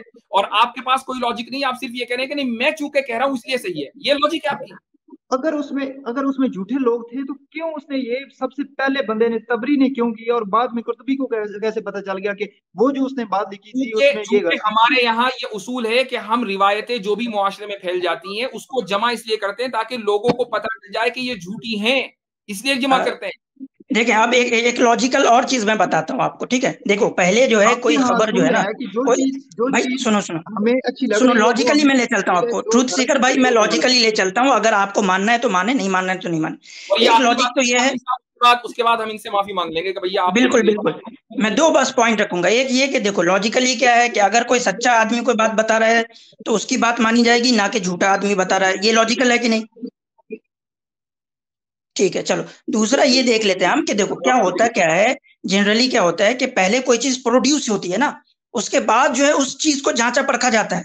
भाई जो चीज अभी पैदा ही नहीं हुई है उसकी जांच परख कहां से कर लोगे आप? तो इसी तरह है कि हदीस या एक स्टेटमेंट जो मौजू हदीस है या जो ज़ईफ हदीस है वो पहले वजूद में आएगी, उसके बाद तो स्कॉलर्स उसकी जांच परख करेंगे, उसको चेक करेंगे। या ऐसा ही है जैसा कि आप कहो भाई मैं तो खाना खाने से पहले ही खा लेता हूँ, मुझे जो है खाना खाने से पहले ही खाने का टेस्ट पता चल जाता है। भाई पहले आप खाना बनेगा फिर खाओगे ना, या ऐसा तो नहीं होता पहले ही खा लेते हो खाना बाद में बनता है? वो सही है, तो लॉजिकली चले आप, तो आप लॉजिकल फैलेसीज बहुत ज्यादा कर रहे हैं, बहुत ज्यादा कर रहे हैं लॉजिकल फैलेसीज। और हमें इल्जाम दे रहे हैं कि हम लॉजिक के साथ नहीं चल रहे हैं। यानी हमारे लॉजिक जिस चिड़िया का नाम है वो हमारे पास रखी हुई भैया, आपके खेत से तो चिड़िया वो चुप के चली गई, आपके पास लॉजिक नहीं है सर। वो आप जो कुछ मर्जी करें, आप ट्रूथ सीकर साहब और ट्रूथ सीकर साहब, ये मेरे दो हाथ जुड़े यार। मुफ्ती साहब बहुत ज्यादा पीछे लोग बैठे हैं, उनसे बात करना चाहते हैं ट्रूथ सीकर साहब। चलें ठीक है ट्रूथ सीकर साहब, अब आप नेक्स्ट टाइम आए तो मेरे जो वो 3 चैलेंजेस है ना उनका जवाब दीजिएगा और दलाइल की बुनियाद पर दीजिएगा। ये जो फालतू के आपके इमोशनल आर्गुमेंट है ना, इससे कोई फर्क नहीं पड़ता। दलाइल की बुनियाद पर दीजिएगा अगर आप वाकई ट्रूथ सीकर हैं, ठीक है? बिल्कुल मैं ट्रूथ सीकर हूँ, मैं सच्चाई जानना चाहता हूँ। मुझे नहीं लग रहे हैं अभी आप। मुझे सच्चाई मिल गई। मैं कभी भी, मैं अल्लाह ना करे कभी भी मैं मुर्तद हो जाऊं या मैं इस्लाम छोड़ दूं, अल्लाह ना करे कभी भी। मुझे अभी ये भी डर लग रहा है, मुझे ये भी डर लग रहा है कि स्ट्रीम के बाद आप कहीं नजर आए, आप कहें जी मैंने जाके फलां जगह पर सवाल पूछे, मुझे पता ना चला, लिहाजा मैं नहीं मैं ऐसा बंदा ही नहीं। ये भाई आप मेल अपना ड्रॉप कर दें, चले गए, कोई नहीं, स्ट्राइक भाई नहीं चले नहीं अभी हैं। साहब आप जो है जब जाएं तो इस स्ट्रीम को दोबारा देखिएगा, इसमें जो बातें हुई है ना आप ठंडे दिल से उनको दोबारा सुनिएगा। मेरा आपके लिए मैसेज यही है, और मैंने जो हवाला दिया अपनी वीडियोस का उनको भी देख लीजिएगा एक मर्तबा उनको, और इस स्ट्रीम को दोबारा देखना, और इसमें हमने जो पॉइंट्स उठाए हैं वो रखना सामने, और आपके जो दलाइल है दलील होनी चाहिए, इमोशन नहीं होना चाहिए, वो सामने लाना और उसको कागज पे लिख लेना। उसके बाद आपको पता चल जाएगा कि क्या चीज सही है क्या चीज गलत है। आज के लिए इतना ही, ठीक है।